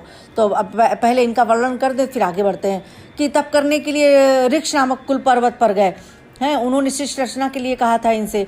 तो उस वन में मुनिश्रेष्ठ प्राणायाम के द्वारा चित्र को वश में करके 100 वर्ष तक केवल वायु पीकर सर्दी गर्मी आदि द्वंद्वों की कुछ भी परवाह न कर एक ही पैर से खड़े रहे। उस समय वे मन ही मन यही प्रार्थना करते थे कि जो कोई संपूर्ण जगत के ईश्वर है, मैं उनकी शरण में हूँ, वे मुझे अपने ही समान संतान प्रदान करें। तब यह देखकर कि प्राणायाम रूपी ईंधन से प्रज्वलित हुआ अत्रि मुनि का तेज उनके मस्तक से निकलकर तीनों लोकों को तपा रहा है। ब्रह्मा विष्णु और महादेव तीनों जगतपति उनके आश्रम पर आ गए। तीनों जगतपति उनके आश्रम पर आए। उन्होंने उन तीनों का एक ही साथ प्रादुर्भाव होने से अत्रि मुनि का अंतःकरण प्रकाशित हो गया। उन्होंने एक पैर से खड़े ही होकर उन देवों को देखा और फिर पृथ्वी पर दंड के समान लेटकर प्रणाम करने के अनंतर अर्ध पुष्प आदि पूजन की सामग्री हाथ में ले उनकी पूजा की। वे तीनों अपने अपने वाहन हंस गरुड़ और बैल पर चढ़े हुए तथा अपने कमंडलू चक्र त्रिशूल आदि से चिन्हों से सुशोभित थे। उनके तेज से चौंधियाकर मुनिवर ने अपनी आंखें मूंद ली। उन्होंने कहा कि भगवान प्रत्येक कल्प के आरंभ में जगत की उत्पत्ति स्थिति और लय के लिए जो माया के सत्वादि तीनों गुणों का विभाग करके भिन्न भिन्न शरीर धारण करते हैं, वे ब्रह्मा विष्णु और महादेव आप ही हैं। मैं आपको प्रणाम करता हूँ। कहिए मैंने जिनको बुलाया था आप में से वे कौन महानुभाव हैं? क्योंकि मैंने तो संतान प्राप्ति की इच्छा से केवल एक सुरेश्वर भगवान का ही चिंतन किया था। फिर आप तीनों ने यहाँ पधारने की कृपा कैसे की? आप लोगों तक तो देहधारियों के मन की भी गति नहीं है, इसलिए मुझे बड़ा आश्चर्य हो रहा है। आप लोग कृपा करके मुझे इसका रहस्य बतलाइए। तो वो बोले, देवताओं ने कहा, ब्रह्मन तुम सत्य संकल्प हो। तुम जिस जगदीश्वर का ध्यान करते थे वह हम तीनों ही हैं। प्रिय महर्षि, तुम्हारा कल्याण हो। तुम्हारे यहाँ हमारे ही अंश स्वरूप 3 जगत विख्यात पुत्र उत्पन्न होंगे और तुम्हारे सुंदर यश का विस्तार करेंगे। उन्हें इस प्रकार अभीष्टवश वर देकर तथा पति पत्नी दोनों भली भाली पूजन होकर उनके देखते ही देखते हुए तीनों सुरेश्वर अपने अपने लोकों को चले गए। ब्रह्मा जी के अंश से चंद्रमा, विष्णु के अंश से योगवेत्ता दत्तात्रेय जी और महादेव जी के अंश से दुर्वासा ऋषि अत्रि के पुत्र के रूप में प्रकट हुए। इस प्रकार फिर कहते हैं अंगिरा ऋषि के संतानों का वर्णन सुनो। वर्णन करते रहते हैं। फिर हम वहाँ पहुँचते हैं। ब्रह्मा जी के पुत्र दक्ष प्रजापति ने मनुनंदिनी से प्रसूति से विवाह किया। उससे उन्होंने सुंदर नेत्रों वाली 16 कन्याएं उत्पन्न की। मनु की 3 कन्याएं थी, याद है ना? तीनों का उन्होंने देवहूति को कदर्प को दिया और उसका पहली आहुति का कभी उन्होंने प्रजापति से विवाह किया और ये तीसरी कन्या जो थी वो ब्रह्मा जी के पुत्र दक्ष प्रजापति से विवाह किया था उनका, है प्रसूति से। तो उससे उन्होंने सुंदर नेत्रों वाली 16 कन्याएं उत्पन्न की। भगवान दक्ष ने उनमें से 13 धर्म को, एक अग्नि को, एक समस्त पितृगण को और एक संसार का संहार करने वाले तथा जन्म मृत्यु से छुड़ाने वाले भगवान शंकर को दी हैं। फिर बड़ा लंबा वर्णन कि उनसे किनके पितृ हुए, धर्म के कितने बेटे हुए, क्या हुआ फिर? अग्नि के कितने बेटे हुए? हाँ, अग्निदेव की पत्नी स्वाहा ने अग्नि के ही अभिमानी पावक, पवन और शुचि ये 3 पुत्र उत्पन्न किए। फिर पूछते हैं बाद में वो विदुर जी कि आप बताइए हमें कि महादेव जी की पत्नी सती थी, वे सब प्रकार से अपने पतिदेव की सेवा में संलग्न रहने वाली थी, किंतु उनके अपने गुण और शील के अनुरूप कोई पुत्र नहीं था, क्योंकि सती के पिता दक्ष ने बिना ही किसी अपराध के भगवान शिव जी के प्रतिकूल आचरण किया था। इसलिए सती ने युवावस्था में ही क्रोधवश योग के द्वारा स्वयं ही अपने शरीर का त्याग कर दिया। वो कहते हैं कि आप ये बताइए कि उन्होंने क्यों उनका शंकर भगवान का अनादर किया था और महादेव से द्वेष क्यों रखते थे, हैं? और ससुर और दामाद में इतना विद्वेष क्यों हो गया? किसके कारण सती ने अपना दूसरे प्राणों तक की बलि दे दी? यह आप मुझसे कहिए। तो मैत्रेय जी बताते हैं, विदुर जी, पहले एक बार प्रजापतियों के यज्ञ में सब बड़े बड़े ऋषि, देवता, मुनि और अग्नि आदि अपने अपने अनुयायियों के सहित एकत्र हुए थे। उसी समय प्रजापति दक्ष ने भी उन सभा में प्रवेश किया। वे अपने तेज से सूर्य के समान प्रकाशमान थे और उस विशाल सभा भवन का अंधकार दूर किए देते थे। उन्हें आया देख ब्रह्मा जी और महादेव जी के अतिरिक्त अग्नि पर्यंत सभी सभासद उनके तेज से प्रभावित होकर अपने अपने आसनों से उठकर खड़े हो गए। इस प्रकार समस्त सभासदों ने से भली भांति सम्मान प्राप्ति करके तेजस्वी दक्ष जगत पिता ब्रह्मा जी को प्रणाम कर उनकी आज्ञा से अपने आसन पर बैठ गया। परंतु महादेव जी को पहले से ही बैठा देख तथा उनसे अभ्युत्थानादि के रूप में कुछ भी आदर न पाकर दक्ष उनका यह व्यवहार सहन न कर सके।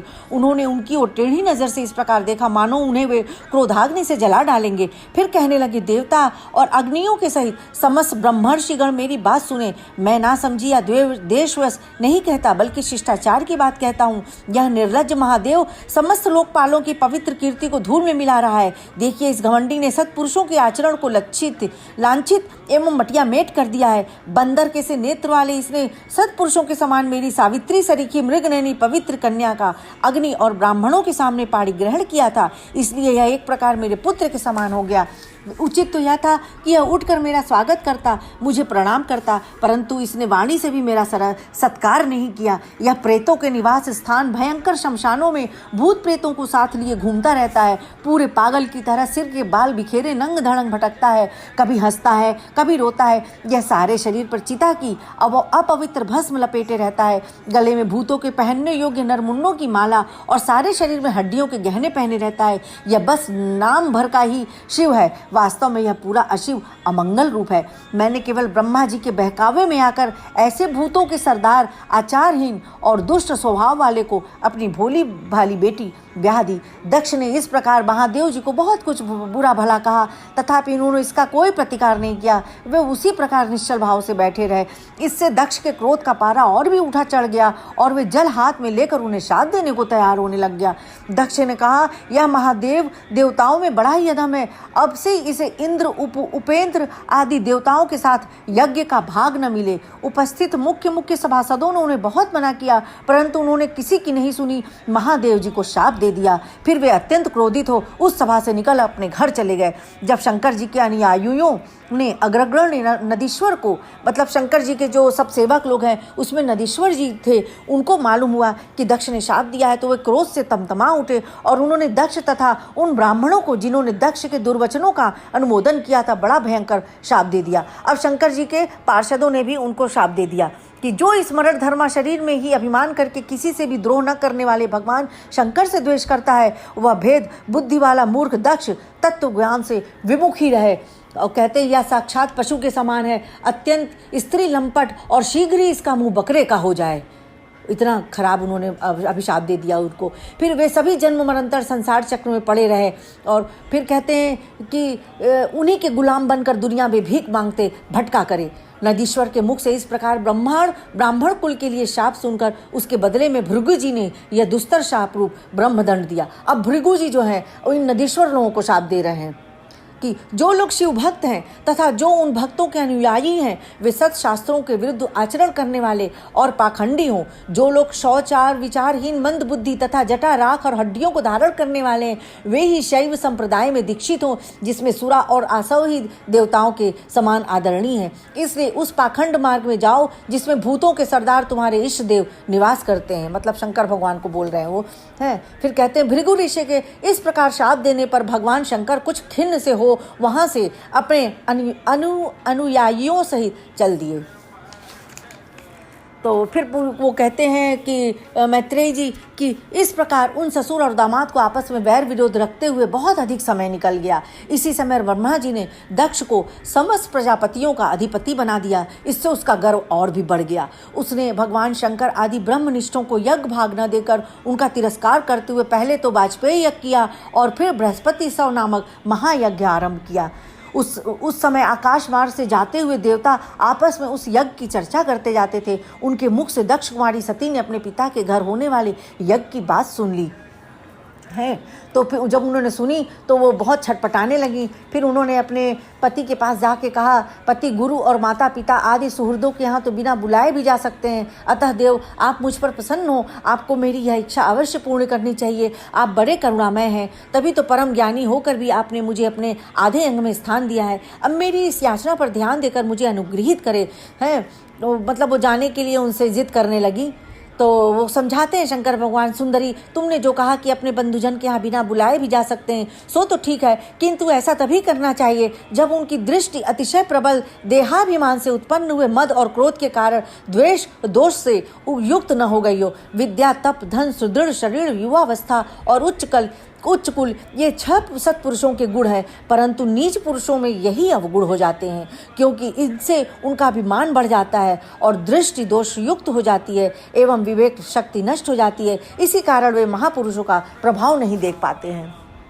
देवी, शत्रुओं के बाणों से बिंध जाने पर भी ऐसी व्यथा नहीं होती जैसी अपने कुटिल बुद्धि स्वजनों के कुटिल वचनों से होती है, क्योंकि बाणों से शरीर छिन्न भिन्न हो जाने पर तो जैसे तैसे निद्रा आ जाती है, किंतु कुवाक्यों से मर्मस्थान विद्ध हो जाने पर तो मनुष्य हृदय की पीड़ा से दिन रात बेचैन रहता है। मतलब शंकर भगवान वहाँ से बहुत दुखी होत के आए थे, वही उनको अब बता रहे हैं। प्रिय, जिसने प्रजापतियों के यज्ञ में मेरे द्वारा कोई अपराध न होने पर भी मेरा कटु वाक्यों से तिरस्कार किया था, वह दक्ष यद्यपि तुम्हारे शरीर को उत्पन्न करने वाला पिता है, तो भी मेरा शत्रु होने के कारण तुम्हें उसे अथवा उसके अनुयायियों के देखने का विचार भी नहीं करना चाहिए।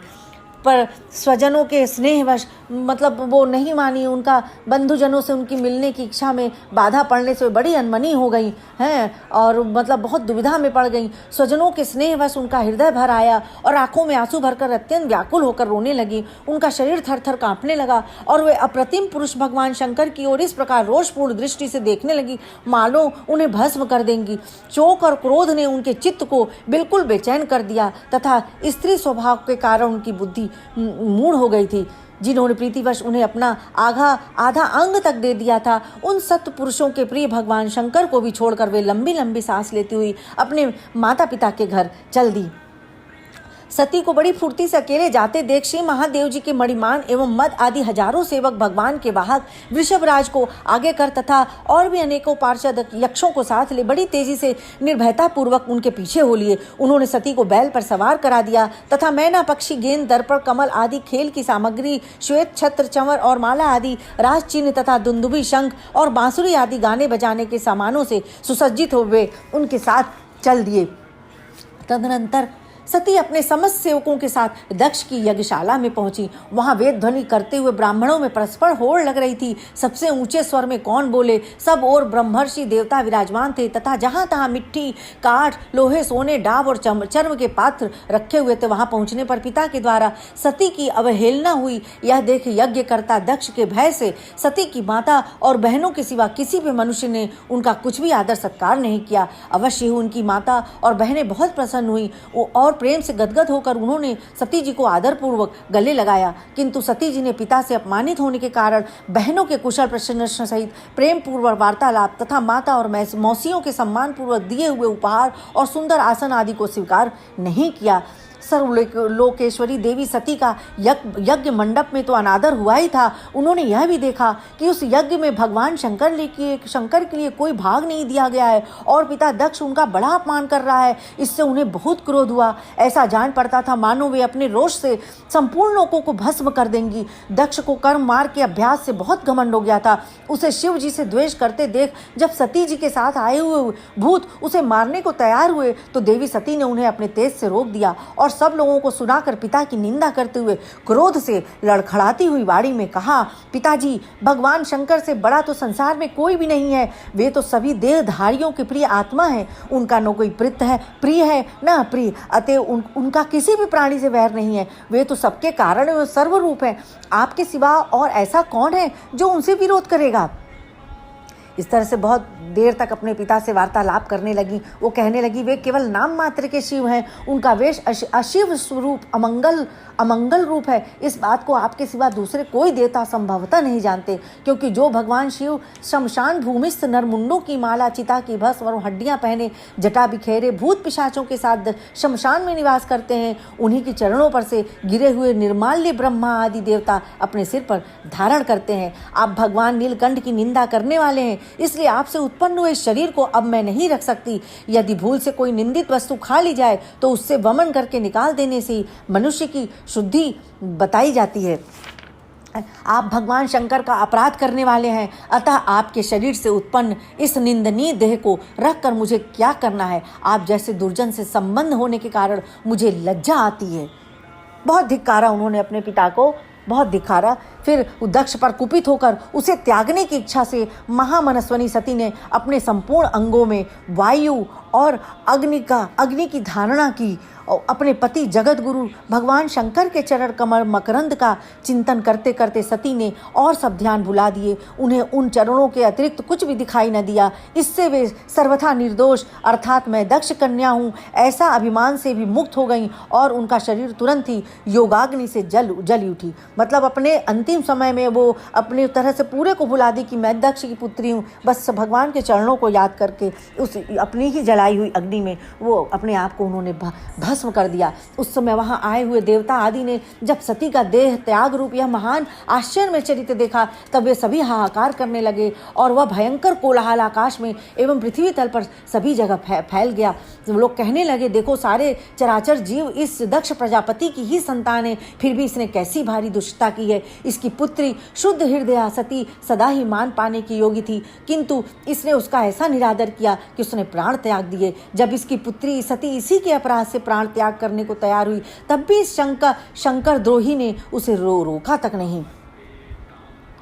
उसी समय, जिस समय सब लोग ऐसा कह रहे थे, उसी समय शिव जी के पार्षद सती का यह अद्भुत प्राण त्याग देख अस्त्र शस्त्र लेकर दक्ष को मारने के लिए उठ खड़े हुए। उनके आक्रमण का वेग देखकर भगवान भृगु ने यज्ञ में विघ्न डालने वालों का नाश करने के लिए अपहितम रक्ष इत्यादि मंत्र का उच्चारण करते हुए दक्षिणाग्नि में आहुति दी।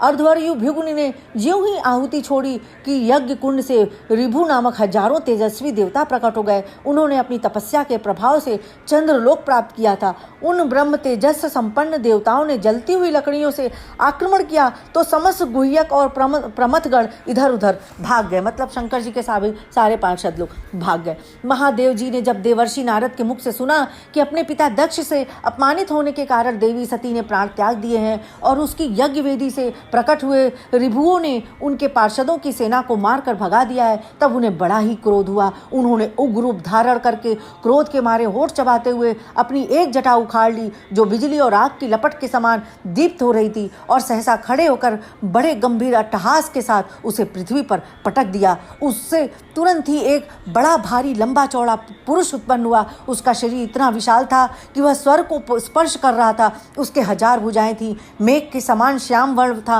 सूर्य के समान जलते हुए 3 नेत्र थे, विकराल दाढ़ें थी और अग्नि की ज्वालाओं के समान लाल लाल जटाएं थी।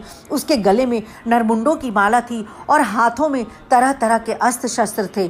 जब उसने हाथ जोड़कर पूछा, भगवान मैं क्या करूं, तो भगवान भूतनाथ ने कहा, अरे वीर रुद्र, तू मेरा अंश है, इसलिए मेरे पार्षदों का अधिनायक बनकर तू तुरंत ही जा और दक्ष तथा उसके यज्ञ को नष्ट कर दे।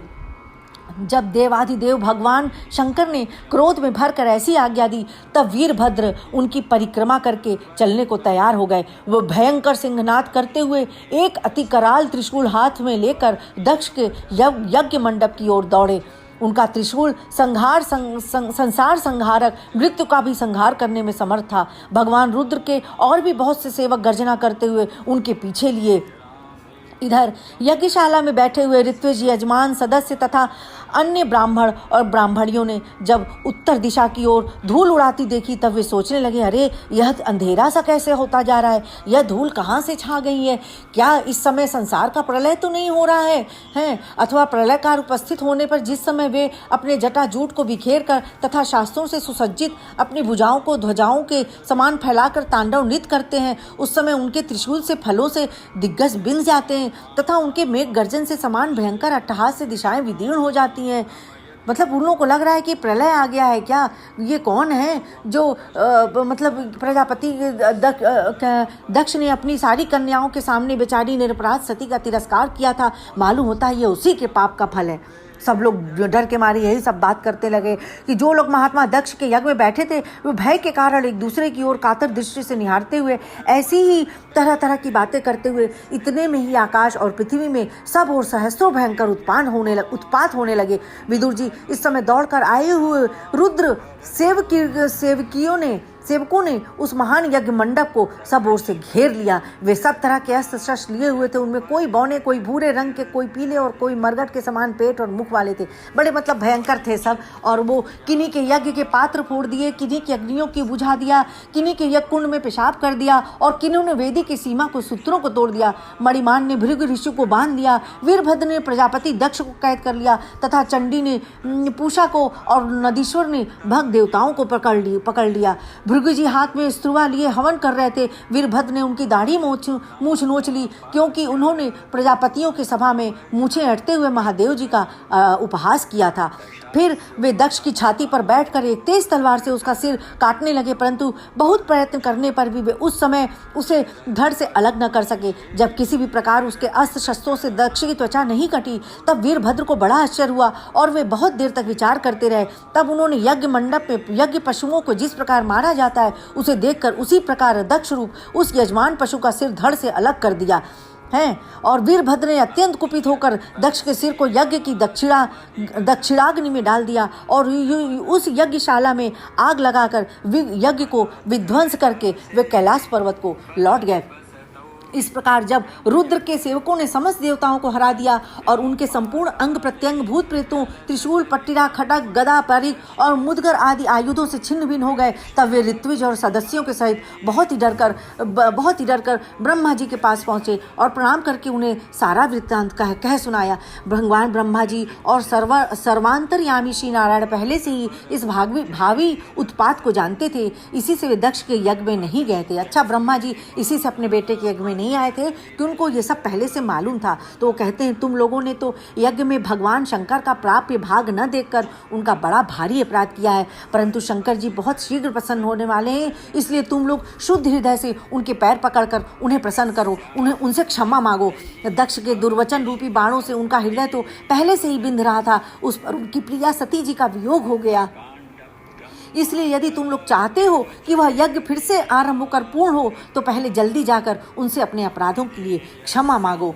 भगवान रुद्र परम स्वतंत्र हैं, उनके तत्व और शक्ति सामर्थ्य को न तो कोई ऋषि मुनि देवता और यज्ञ स्वरूप देवराज इंद्री जानते हैं और न स्वयं मैं ही जानता हूँ, फिर दूसरों की तो बात ही क्या है। ऐसी अवस्था में उन्हें शांत करने का उपाय कौन कर सकता है। इस प्रकार ब्रह्मा जी तरह तरह की विधि बताने लगे कि कैसे तुम लोग शंकर भगवान को प्रसन्न कर सकते हो। वहाँ तो ये लोग वहाँ गए, कैलाश पर्वत पर गए शंकर भगवान के पास। देवताओं से कहकर ब्रह्मा जी उनको प्रजापतियों और पितरों के साथ ले अपने लोक से सर्वश्रेष्ठ कैलाश को गए, जो भगवान शंकर का प्रिय धाम है। ब्रह्मा जी के साथ सभी देवता लोग गए। वहाँ अनेकों किम पुरुष जी बहलाने के लिए आए हुए थे। इस प्रकार उस वन की शोभा निहारते जब देवगण कुछ आगे बढ़े तो उन्हें पास ही एक वट वृक्ष दिखाई दिया। उस वृक्ष, ये कैलाश पर्वत का बहुत सुंदर वर्णन दिया है, बहुत लंबा चौड़ा है, पर हम सीधा वहाँ पहुँचते हैं जहाँ शंकर भगवान जी बैठे थे। तो उन्हें वो वट वृक्ष दिखलाई दिया। वह वृक्ष 100 योजन ऊंचा था तथा उसकी शाखाएं 75 योजन तक फैली हुई थी। उसके चारों ओर सर्वदा अविचल छाया बनी रहती थी, इसीलिए घाम का कष्ट भी नहीं होता था तथा उसमें कोई घोंसला भी न था। उस महायोग में और मुमुक्षुओं के आश्रयभूत वृक्ष के नीचे देवताओं ने भगवान शंकर को विराजमान देखा। वे साक्षात क्रोधहीन काल के समान जान पड़ते थे। वे एक कुशासन पर बैठे थे और अनेकों साधु श्रोताओं के बीच में श्री नारद जी के पूछने से सनातन ब्रह्म का उपदेश कर रहे थे। यद्यपि समस्त देवता और दैत्यों के अधिपति भी श्री महादेव जी के चरण कमलों की वंदना करते हैं, तथा वे भी श्री ब्रह्मा जी को अपने स्थान पर आया देख तुरंत खड़े हो गए और जैसे वामन अवतार में परम पूज्य विष्णु भगवान कश्यप जी की वंदना करते हैं, उसी प्रकार सिर झुकाकर उन्हें प्रणाम किया। बहुत देर तक उन्होंने उनका प्रणाम करके उनका वंदन करते रहे हैं। फिर वो कहते हैं कि आप संपूर्ण जगत के स्वामी हैं, क्योंकि विश्व की योनि शक्ति और उसके बीच शिव उससे परे है, एक रस ब्रह्म स्वरूप वह आप ही हैं। बहुत तरफ से उन्होंने ब्रह्मा जी की खूब अच्छे से पूजा की। भगवान आप सबके मूल हैं, आप ही संपूर्ण यज्ञों को पूर्ण करने वाले हैं, यज्ञ भाग का पाने का भी आपको पूरा अधिकार है। फिर भी इस दक्ष के यज्ञ के बुद्धिहीन याजकों ने आपको यज्ञ भाग नहीं दिया, इसी से आपके द्वारा विध्वस्त हुआ। अब आप ब्रह्मा जी अब इनको कह रहे हैं भगवान शंकर से कि इन्होंने आपको यज्ञ का भाग नहीं दिया, इसीलिए आपके द्वारा वो यज्ञ विध्वस्त हुआ। अब आप इस अपूर्ण यज्ञ का पुनरुद्धार करने की कृपा करें प्रभु, ऐसा कीजिए जिससे यजमान दक्ष फिर जी उठे, भग देवताओं को नेत्र मिल जाए, भृगु जी की दाढ़ी मूछ आ जाए और पूषा के पहले के ही समान दांत निकल आए। रुद्रदेव अस्त्र शस्त्र और पत्थरों की बौछार से जिन देवता और ऋत्विजों के अंग प्रत्यंग घायल हो गए हैं, आपकी कृपा से वे फिर ठीक हो जाए। यज्ञ संपूर्ण होने पर जो कुछ शेष रहे वह सब आपका भाग है। यज्ञ विध्वंसक, आज यह यज्ञ आपके ही भाग से पूर्ण हो। एक नया नाम मिला शंकर जी का, यज्ञ विध्वंसक। इस प्रकार कहते हैं महाबाहो विदुर जी, ब्रह्मा जी के इस प्रकार प्रार्थना करने पर भगवान शंकर ने प्रसन्नतापूर्वक हंसते हुए कहा प्रजापते, भगवान की माया से मोहित हुए दक्ष जैसे ना समझो के अपराध की न तो मैं चर्चा करता हूँ और न याद ही, मैंने तो केवल सावधान करने के लिए ही उन्हें थोड़ा सा दंड दे दिया। दक्ष प्रजापति का सिर जल गया है, इसलिए उनके बकरे का सिर लगा दिया जाए और भगदेव मित्र देवता के नेत्रों से अपना यज्ञ भाग देखें। और मतलब कह रहे हैं सब कुछ यथावत हो जाएगा। और यज्ञ जिनकी भुजाएं टूट गई हैं वे भी अश्विनी कुमार की भुजाओं से, और उनके हाथ नष्ट हो गए वे भी पूषाओं के हाथ से काम करे, तब ऋषि के बकरे की सी दाढ़ी भी मूछ हो जाएगी, सब हो जाएगा। वो बता रहे और वो कह रहे हैं कि शंकर के वचन सुनकर सब लोग प्रसन्न होकर चित्त से धन्य धन्य कहने लगे। फिर सभी देवता और ऋषियों ने महादेव जी से दक्ष की यज्ञशाला में पधारने के लिए प्रार्थना की। तब वे उन्हें तथा ब्रह्मा जी को साथ लेकर वहां गए। वहां जैसा जैसे भगवान शंकर ने कहा था उसी प्रकार सब कार्य करके उन्होंने दक्ष की धड़ से यज्ञ पशु का सिर जोड़ दिया। सिर जुड़ जाने पर रुद्रदेव की दृष्टि पड़ते ही दक्ष तत्काल सोकर जागने के समान जी उठे और अपने सामने भगवान शिव को देखा। दक्ष का शंकर द्रोही कलिमाल से कलुषित हृदय उनका दर्शन करने से शरतकालीन सरोवर के समान स्वच्छ हो गया। उन्होंने महादेव जी की स्तुति करनी चाहिए, किंतु अपनी मरी हुई बेटी सती का स्मरण हो आने से स्नेह और उत्कंठा के कारण उनके नेत्रों में आंसू भर आए, उनके मुख से शब्द न निकल सका। प्रेम से विह्वल परम बुद्धिमान प्रजापति ने जैसे तैसे अपने हृदय के आवेग को रोककर विशुद्ध भाव से भगवान शिव की स्तुति करनी आरंभ कर दी। वो कहते हैं मैं आपके तत्व को नहीं जानता था, इसी से मैंने भरी सभा में आपको अपने वाग बाणों से वेधा था, किंतु आपने मेरे उस अपराध का कोई विचार नहीं किया। मैं तो आप जैसे पूज्यतम महानुभावों का अपराध करने के कारण नरक आदि नीच लोकों में गिरने वाला था, परंतु आपने अपनी करुणा भरी दृष्टि से मुझे उबार लिया। अब भी आपको प्रसन्न करने योग्य मुझ में कोई गुण नहीं है, बस आप अपने ही उदारतापूर्ण बर्ताव से मुझ पे प्रसन्न हो जाइए। है शंकर से इस प्रकार अपना अपराध क्षमा कराकर दक्ष ने ब्रह्मा जी के कहने पर उपाध्याय ऋत्विज आदि की सहायता से यज्ञकार आरंभ किया। तब ब्राह्मणों ने यज्ञ संपन्न करने के उद्देश्य से रुद्राग्र संबंधी भूत पिशाचों के संसर्ग जनित दोष की शांति के लिए 3 पत्रों में विष्णु भगवान के लिए तैयार किए हुए पुरुंडाश नामक चरु का हवन किया। विदुर जी उस हवि को हाथ में लेकर खड़े हुए अध्वर्यु के साथ यजमान दक्ष ने ज्यों ही विशुद्ध चित्त से श्री हरि का ध्यान किया, वो त्यों ही सहसा भगवान वहां प्रकट हो गए। भगवान हैं और भगवान के प्रकट होते ही मतलब उनके मस्तक पर चंद्रमा समान शुभ, मतलब अब उनका फिर अलंकार किया जा रहा है, वर्णन किया जा रहा है कितने खूबसूरत होते हैं। तो भगवान पधारे यह देखकर इंद्र ब्रह्मा और महादेव जी की आदि देवेश्वरों सहित समस्त देवता गंधर्व और ऋषि आदि ने सहसा खड़े होकर उन्हें प्रणाम किया। सबसे पहले प्रजापति दक्ष एक उत्तम पात्र में पूजा की सामग्री ले नंद सुनंद आदि पार्षदों से घिरे हुए प्रजापतियों के परम गुरु भगवान यज्ञेश्वर के पास गए और अति आनंदित हो विनीत भाव से हाथ जोड़कर प्रार्थना करते हुए प्रभु के शरणापन्न हुए। उनकी बहुत तरह तरह से, और जितने लोग थे, दक्ष ने, ऋषियों ने, सदस्यों ने, रुद्र ने, भृगु जी ने, ब्रह्मा जी ने, इंद्र, यज्ञ, ऋषियों, सिद्धों ने, सब ने मतलब अच्छे से उनकी प्रार्थना की। यज्ञियों ने कहा, भगवान ब्रह्मा जी ने आपके पूजन के लिए इस यज्ञ की रचना की है, परंतु दक्ष पर कुपित होने के कारण इसे भगवान पशुपति ने अब नष्ट कर दिया है। यज्ञ मूर्ते शमशान भूमि के समान उत्सवहीन हुए हमारे इस यज्ञ को आप नीलकमल की सी कांति वाले अपने नेत्रों से निहार कर पवित्र कीजिए। सब लोग तरह तरह से उनका वंदन करने लगे। अग्नि देवता ने कहा, आपके ही तेज से प्रज्वलित होकर मैं शेष यज्ञों में देवताओं के पास घृत मिश्रित हवि पहुंचाता हूँ। आप साक्षात यज्ञ पुरुष हैं, आप यज्ञ की रक्षा करने वाले हैं।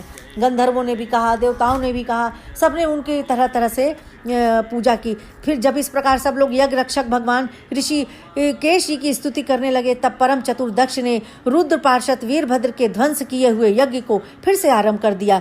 जगत का भगवान ने कहा, जगत का परम कारण, अब वो बता रहे हैं विष्णु भगवान अपने बारे में प्रसन्न होकर हैं कि जगत का परम कारण मैं ही हूँ, ब्रह्मा और महादेव हूँ। मैं सबका आत्मा, ईश्वर और साक्षी हूँ तथा स्वयं प्रकाश और उपाधि शून्य हूँ। विप्रवर अपनी त्रिगुणात्मिका माया को स्वीकार करके मैं ही जगत की रचना, पालन और संहार करता रहता हूँ, और मैं ही उन कर्मों के अनुरूप ब्रह्मा, विष्णु और शंकर ये नाम धारण किए हैं।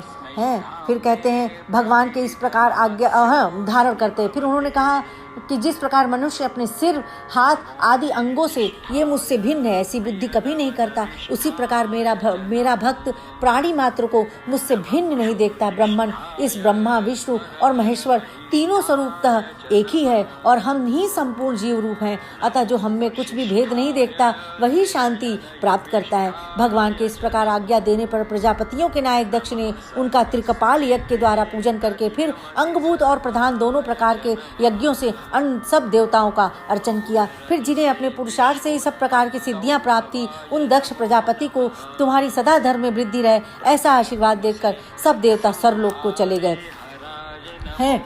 फिर सुना है विदुर जी कह रहे हैं, मैत्रेयी जी, विदुर जी, सुना है दक्ष सुता सती जी ने इस प्रकार अपना पूर्व शरीर त्याग कर फिर हिमालय की पत्नी मेना के गर्भ से जन्म लिया। जिस प्रकार प्रलय काल में लीन हुई शक्ति सृष्टि के आरंभ में फिर ईश्वर का ही आश्रय लेती है, उसी प्रकार अनन्य परायण श्री अंबिका जी ने उस जन्म में भी अपने एकमात्र आश्रय और प्रीतम भगवान शंकर को ही वरण किया। विदुर जी, दक्ष यज्ञ का विध्वंस करने वाले भगवान शिव का यह चरित्र मैंने बृहस्पति जी के शिष्य परम भगवत उद्धव जी के मुख से सुना था। कुरुनंदन श्री महादेव जी का यह पावन चरित्र यश और आयु को बढ़ाने वाला तथा पाप पुंज को नष्ट करने वाला है। जो पुरुष भक्ति भाव से इसकी नित्य प्रति श्रवण और कीर्तन करता है वह अपनी पाप राशि का नाश कर देता है।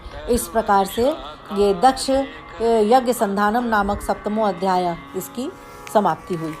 और फिर कल से हम शुरू करेंगे 8वां अध्याय। 8वें अध्याय से कहाँ तक जाते हैं, चतुर्स्कंध भी लंबा है। तो सबको मेरा प्रणाम, गलतियों की लिए क्षमा। और हम भी अभी अज्ञानी हैं, हमको बहुत ज्ञान नहीं है, हमको भी बहुत जानकारी मिल रही है और हम इसीलिए सबको बताना चाह रहे हैं, कुछ छोड़ना नहीं चाह रहे हैं, मेन हम बता दे रहे हैं।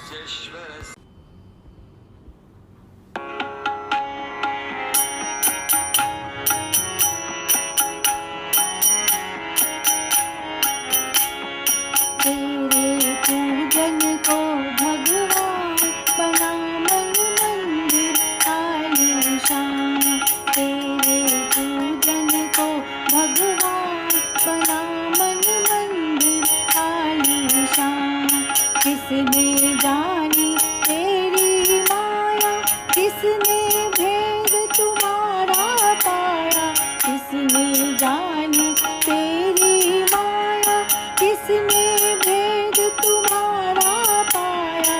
हारे ऋषि मुनि धर ध्यान, बना मन मंदिर आलीशान।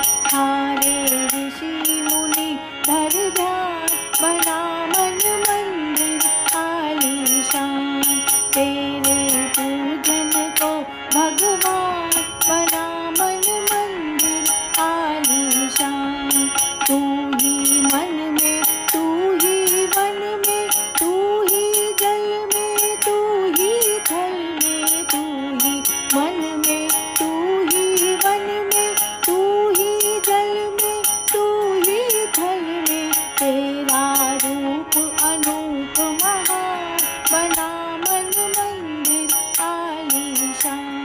तेरा रूप अनूप महान बना मन मंदिर आलीशान। तेरे पूजन को भगवान बना मन मंदिर आलीशान।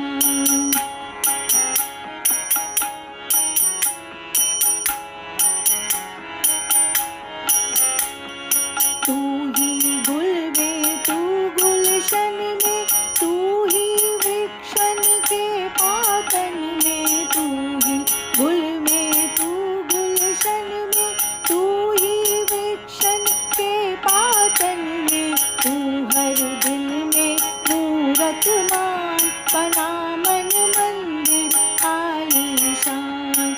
तू हर दिल में मूरत मान बना मन मंदिर आलीशान।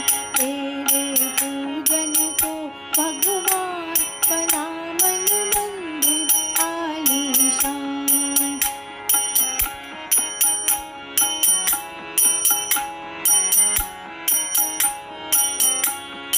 तूने राजा रंक बनाए, तूने भिक्षुक राज दिखाए। तूने राजा रंक बनाए, तूने भिक्षुक राज दिखाए। तेरी लीला अपरंपार बना मन मंदिर आलीशान। तेरी लीला अजब महान बना मन मंदिर आलीशान। तेरे पूजन को भगवान बना मन मंदिर आलीशान।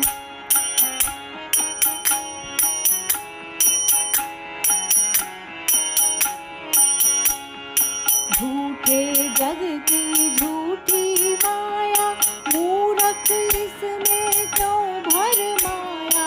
झूठे जग की झूठी माया, मूरख इसमें क्यों भरमाया। कर कुछ जीवन का कल्याण बना मन मंदिर आलीशान। कर कुछ जीवन का कल्याण